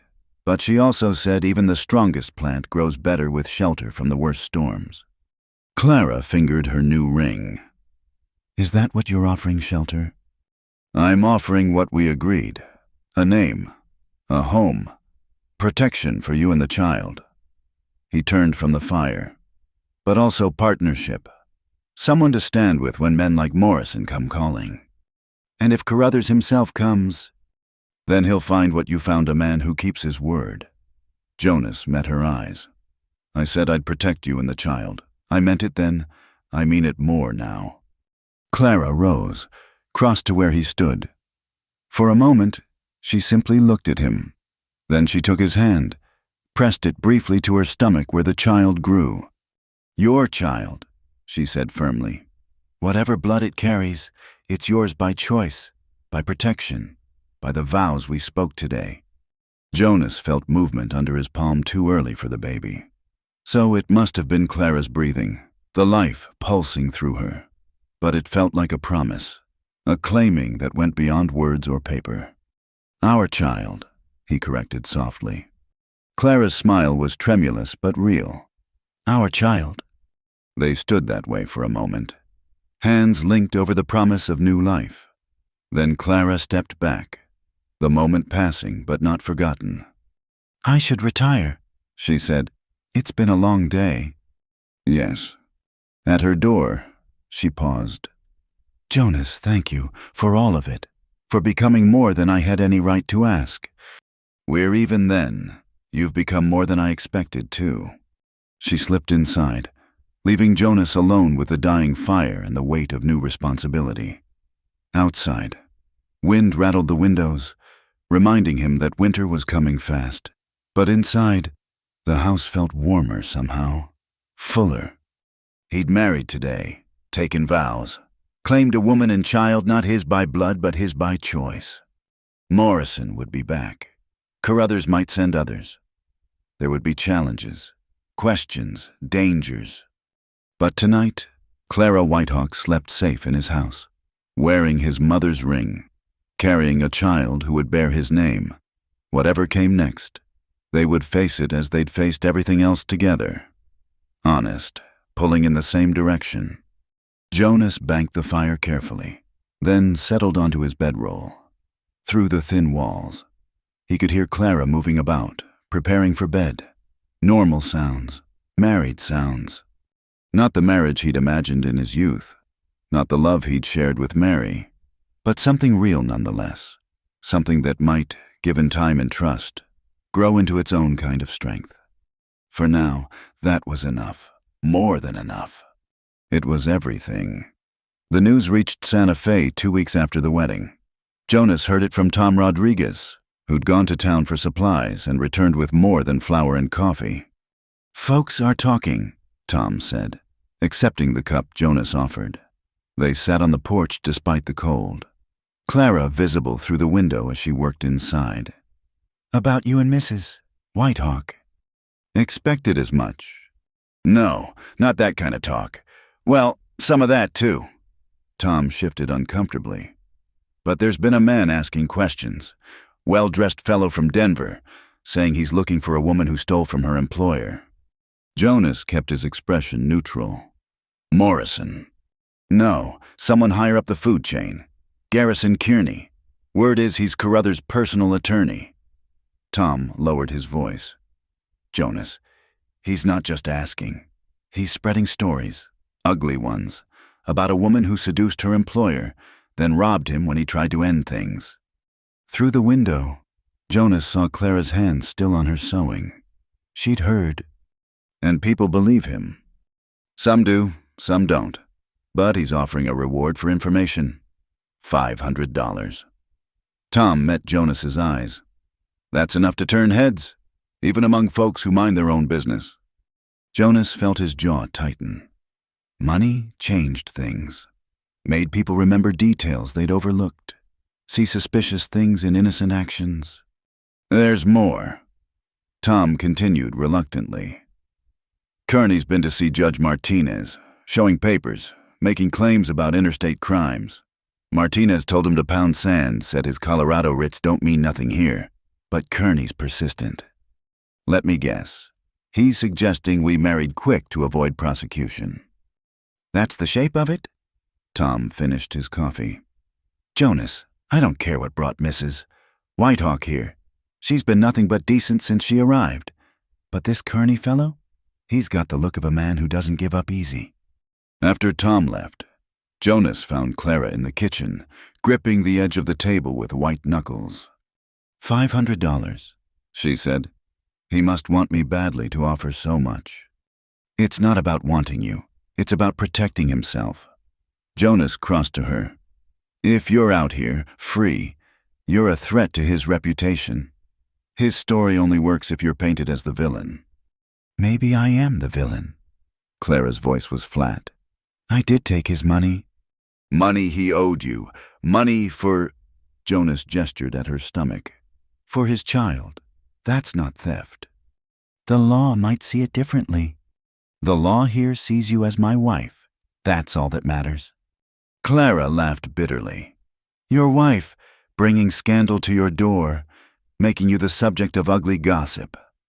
"I've been the subject of gossip my whole life. Apache blood does that in a white settlement." Jonas pulled out a chair, sat facing her. "This is just more noise. It's different. This could affect your business."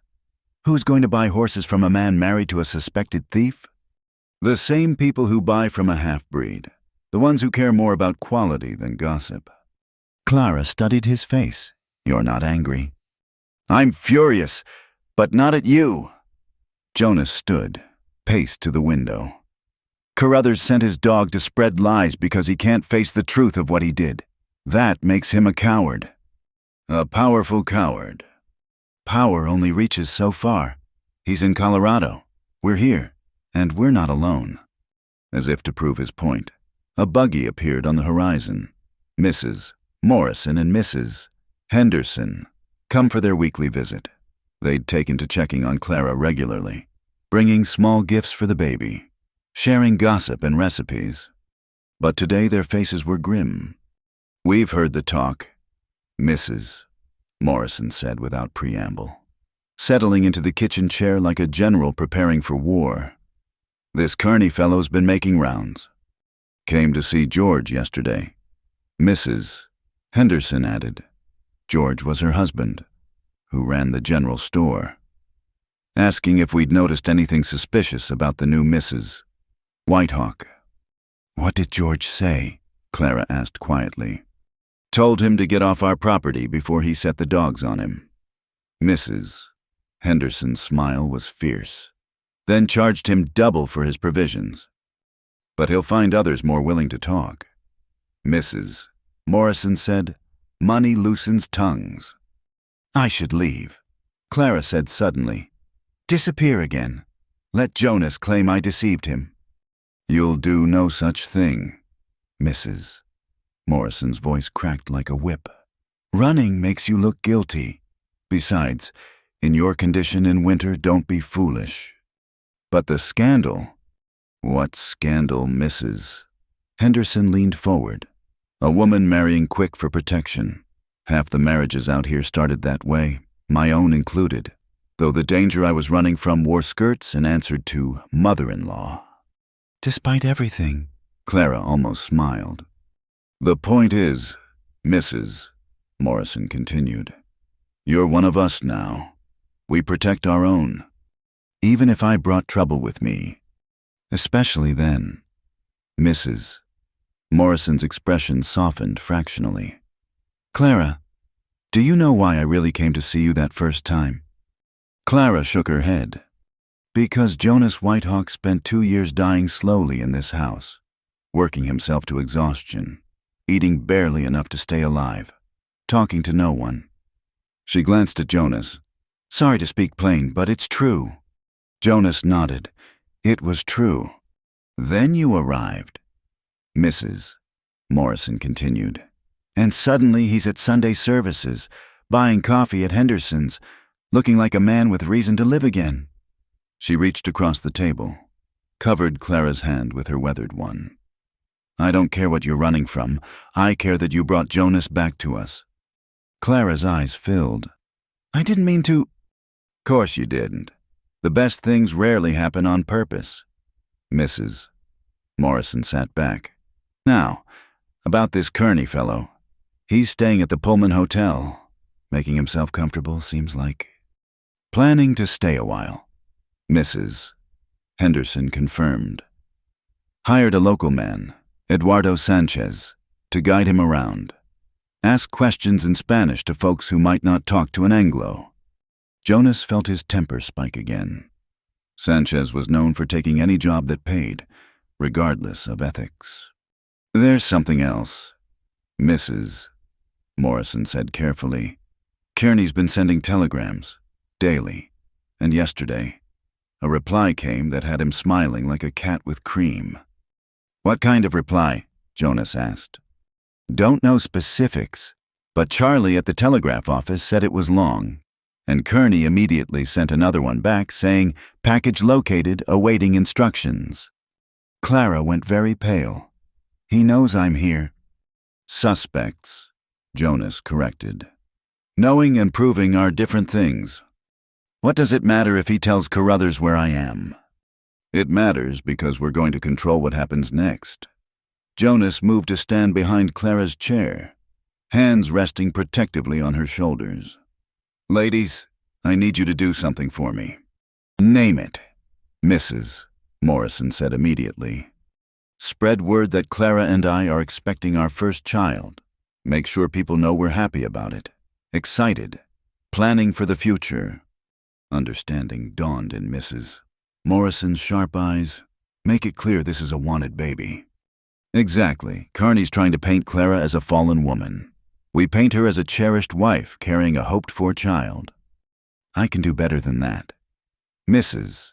Henderson said, "I'll mention how you've been fixing up the old nursery, how Clara's been knitting tiny clothes, how you both light up when discussing names." "None of that's lies," Clara said softly.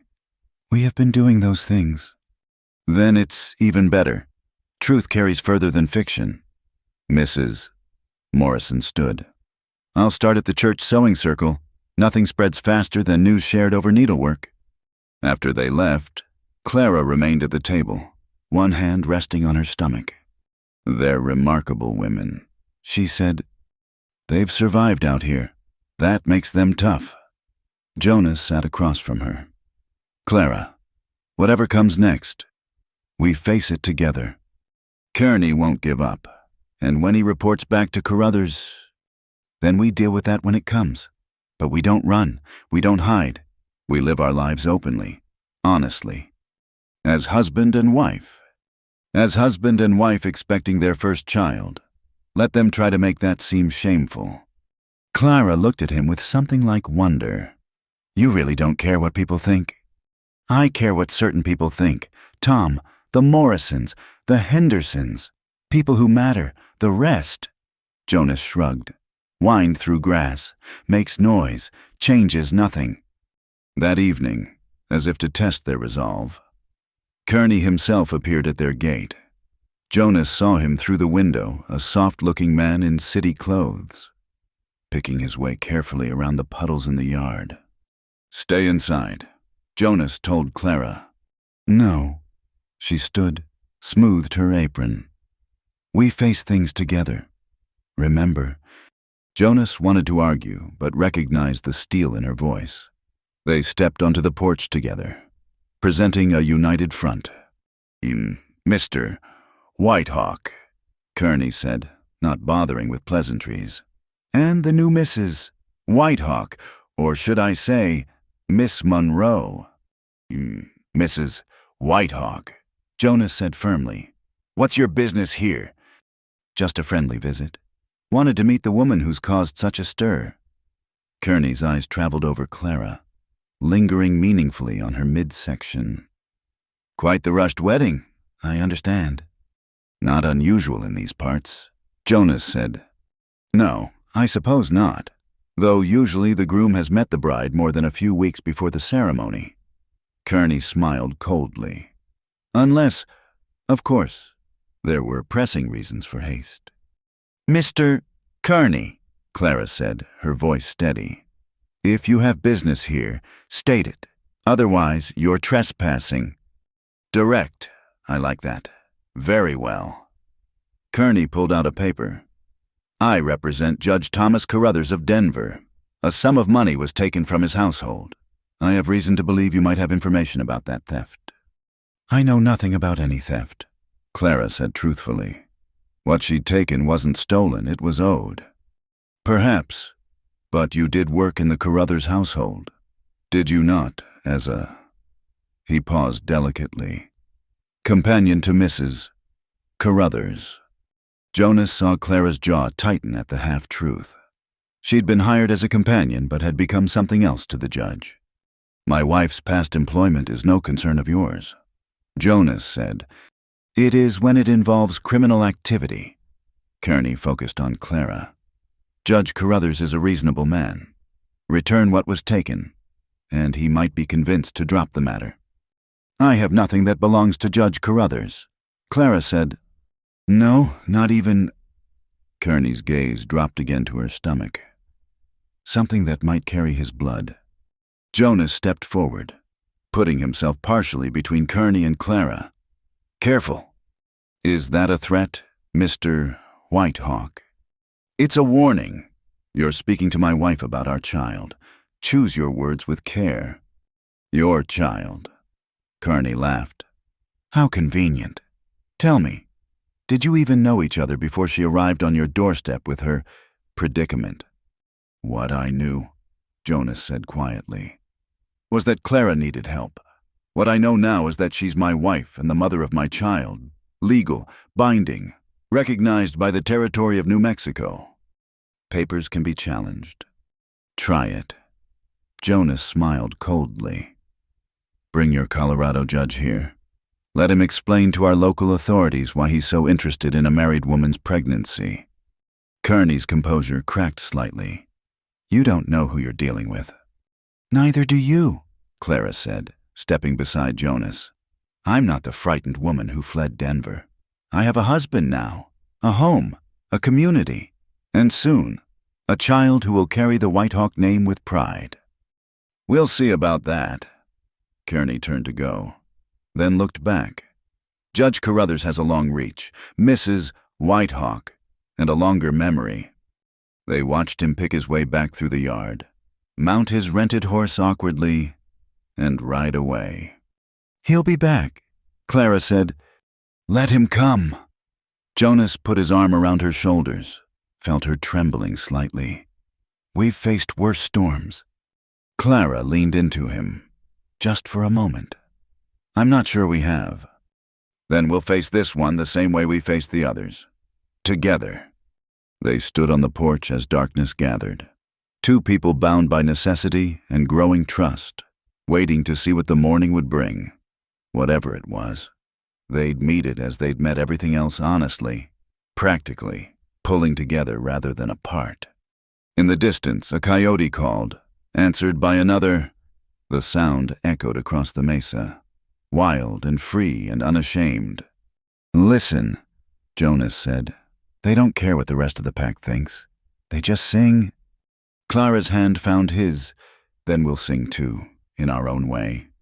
In our own way, Jonas agreed. And they would, whatever Kearney reported, whatever Carruthers planned. Jonas and Clara Whitehawk would continue building their strange, necessary life together. Let the world talk. They had more important things to do. Like raising a child, like surviving winter, like learning to be family in all the ways that mattered. Blood be damned. The coyotes sang on, and Jonas felt Clara's hand tighten in his. Tomorrow would bring new challenges, but tonight they were home. The first snow came early that year, blanketing the mesa in white silence 3 weeks before Christmas. Clara's time was near Mrs. Morrison said any day now, and the waiting filled the house with a peculiar tension. Half anticipation, half dread. Jonas had moved back into the house properly after Kearney's visit, taking the small room off the kitchen while Clara kept the larger bedroom.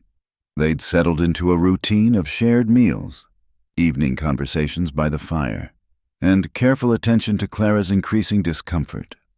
Can't sleep. Jonas found her in the kitchen at midnight, heating milk on the stove. The baby's restless tonight. Clara placed a hand on her enormous belly, pushing against everything, trying to find room that isn't there. Soon, Jonas said. Yes. She poured milk for them both, handed him a cup. Jonas, if something happens... Nothing will happen. Women die in childbirth. Babies, too. Her voice was steady, practical. We need to discuss possibilities. Jonas sat across from her, the kitchen table between them as always. What do you want me to know? The baby is yours. Whatever happens, whatever anyone says or claims, this child is yours by choice and law and promise. Clara met his eyes. If I don't survive, you raise it as your own. Never let anyone tell it different. Clara. Promise me. I promise, but you'll be here to raise it with me. She smiled slightly. I plan to be, but plans don't always match reality. They sat in comfortable silence, sipping warm milk while snow fell steadily outside. Then Clara gasped, gripping the table edge. What is it? I think. Another gasp, stronger. I think plans just changed. Jonas was on his feet immediately. I'll get Mrs. Morrison. No, wait. Clara caught his hand. Not yet. First babies take time. We have hours, probably. But her face contorted with another pain, stronger than the first. Jonas saw fear flash across her features before she controlled it. Maybe not hours, she admitted. Jonas helped her to the bedroom, settled her as comfortably as possible, then rode hard through the snow to the Morrison place. The Reverend answered the door in his nightshirt, took one look at Jonas's face, and called for his wife. How far apart, Mrs.? Morrison asked. Already dressing. Started maybe 20 minutes ago, but coming fast. First babies don't usually... She trailed off, grabbed her medical bag. Never mind. Every birth writes its own rules. They made it back to find Clara gripping the headboard, face sheened with sweat despite the cold. Mrs. Morrison took charge immediately, examining Clara with practiced hands. Baby's eager, she announced. Positioned well, though. Jonas, get water boiling. Lots of it. and clean cloths. Jonas had helped birth horses and cattle, but this was different. This was Clara, making sounds he'd never heard from her, primal and powerful. This was his child, his by choice, if not by blood fighting to enter the world. "I need to push," Clara gasped. "Not yet, Mrs." Morrison said firmly. "Soon, but not yet." Hours passed in a blur of activity. Jonas boiled water, tore sheets for bandages, held Clara's hand when she needed it, and gave her space when she didn't. "Mrs."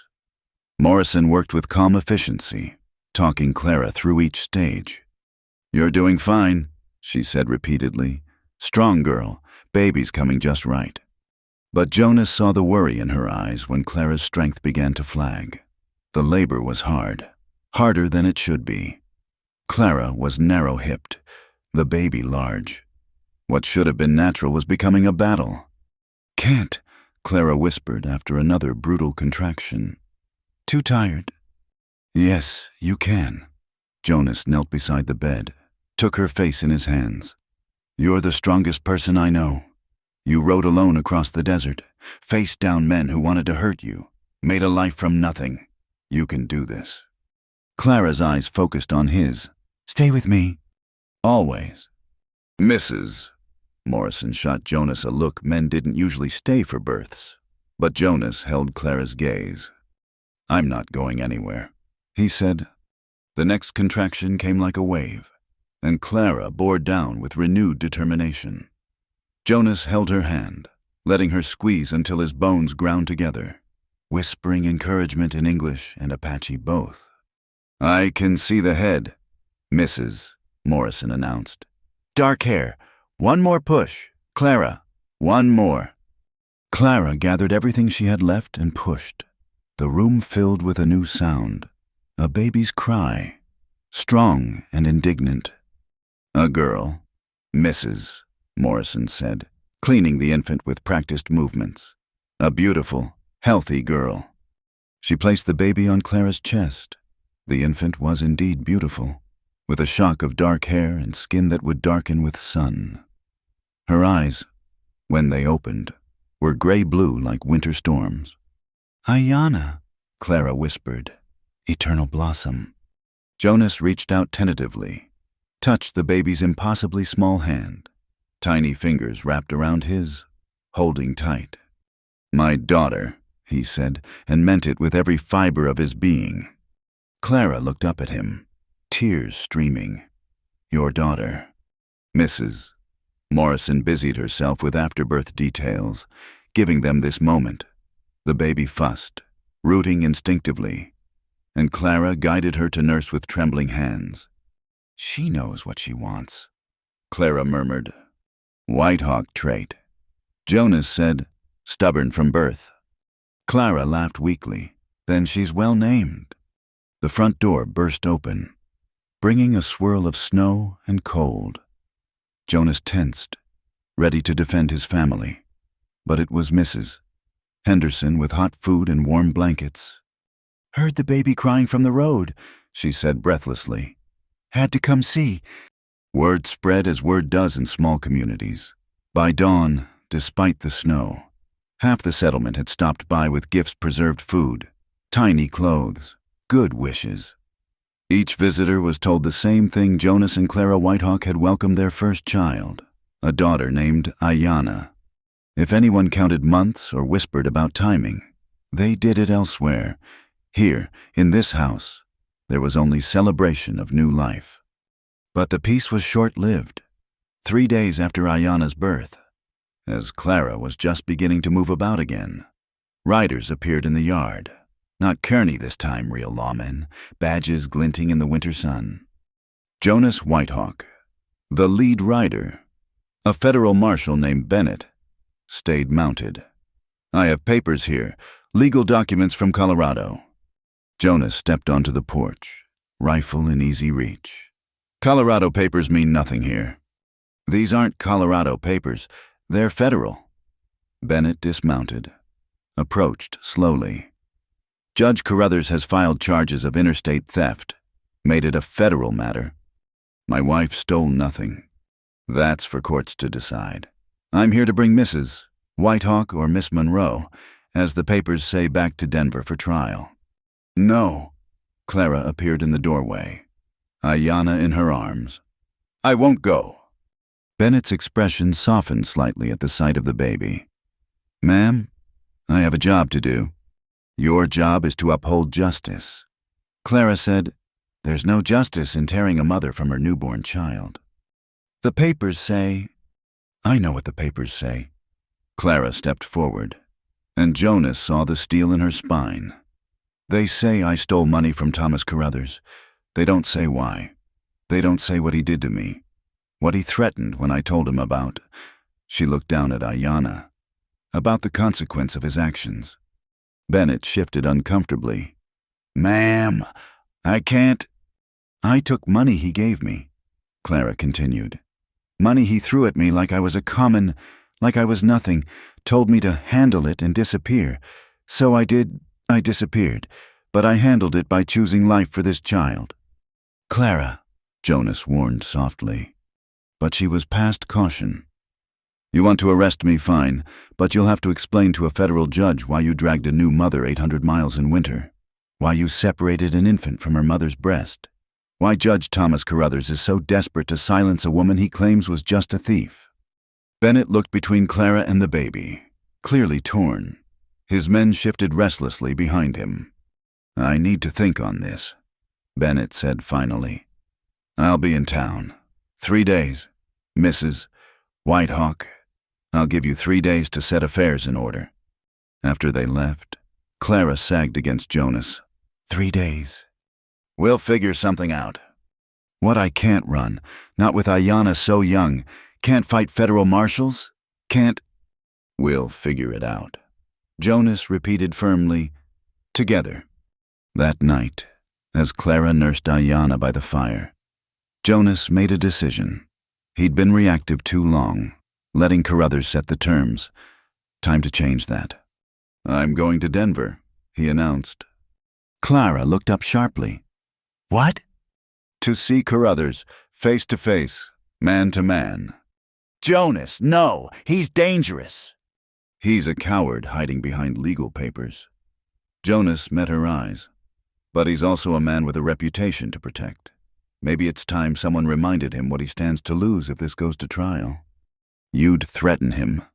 I'd tell him truth, his truth, told in open court, how his wife's companion became more, how he pursued a grieving widow, how he cast her aside when consequences came. Jonas smiled grimly. Men like Carruthers can survive many things.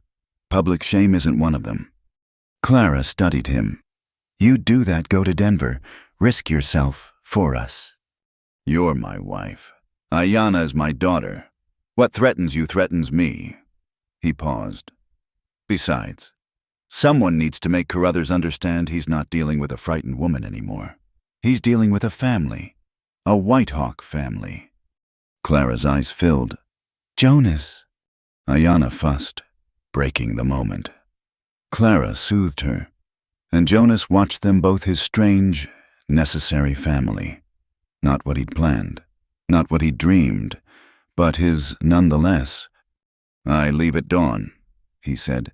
Tom Rodriguez will stay here. Keep watch. Mrs. Morrison, too. And if you don't come back, I'll come back. He crossed to them, touched Ayanna's downy head. I have too much to live for now. That night, for the first time since their marriage, Clara came to him. Not for intimacy, they weren't there yet. Might never be, but for comfort, for closeness. She lay beside him fully clothed, Ayanna between them, and they talked softly about everything and nothing. If this works, Clara said, if Carruthers backs down, what then? Then we raise our daughter, plant spring crops, build a life. Jonas turned to face her. What we've been doing all along, just without looking over our shoulders. And us? Clara asked softly. What are we to each other? Jonas considered.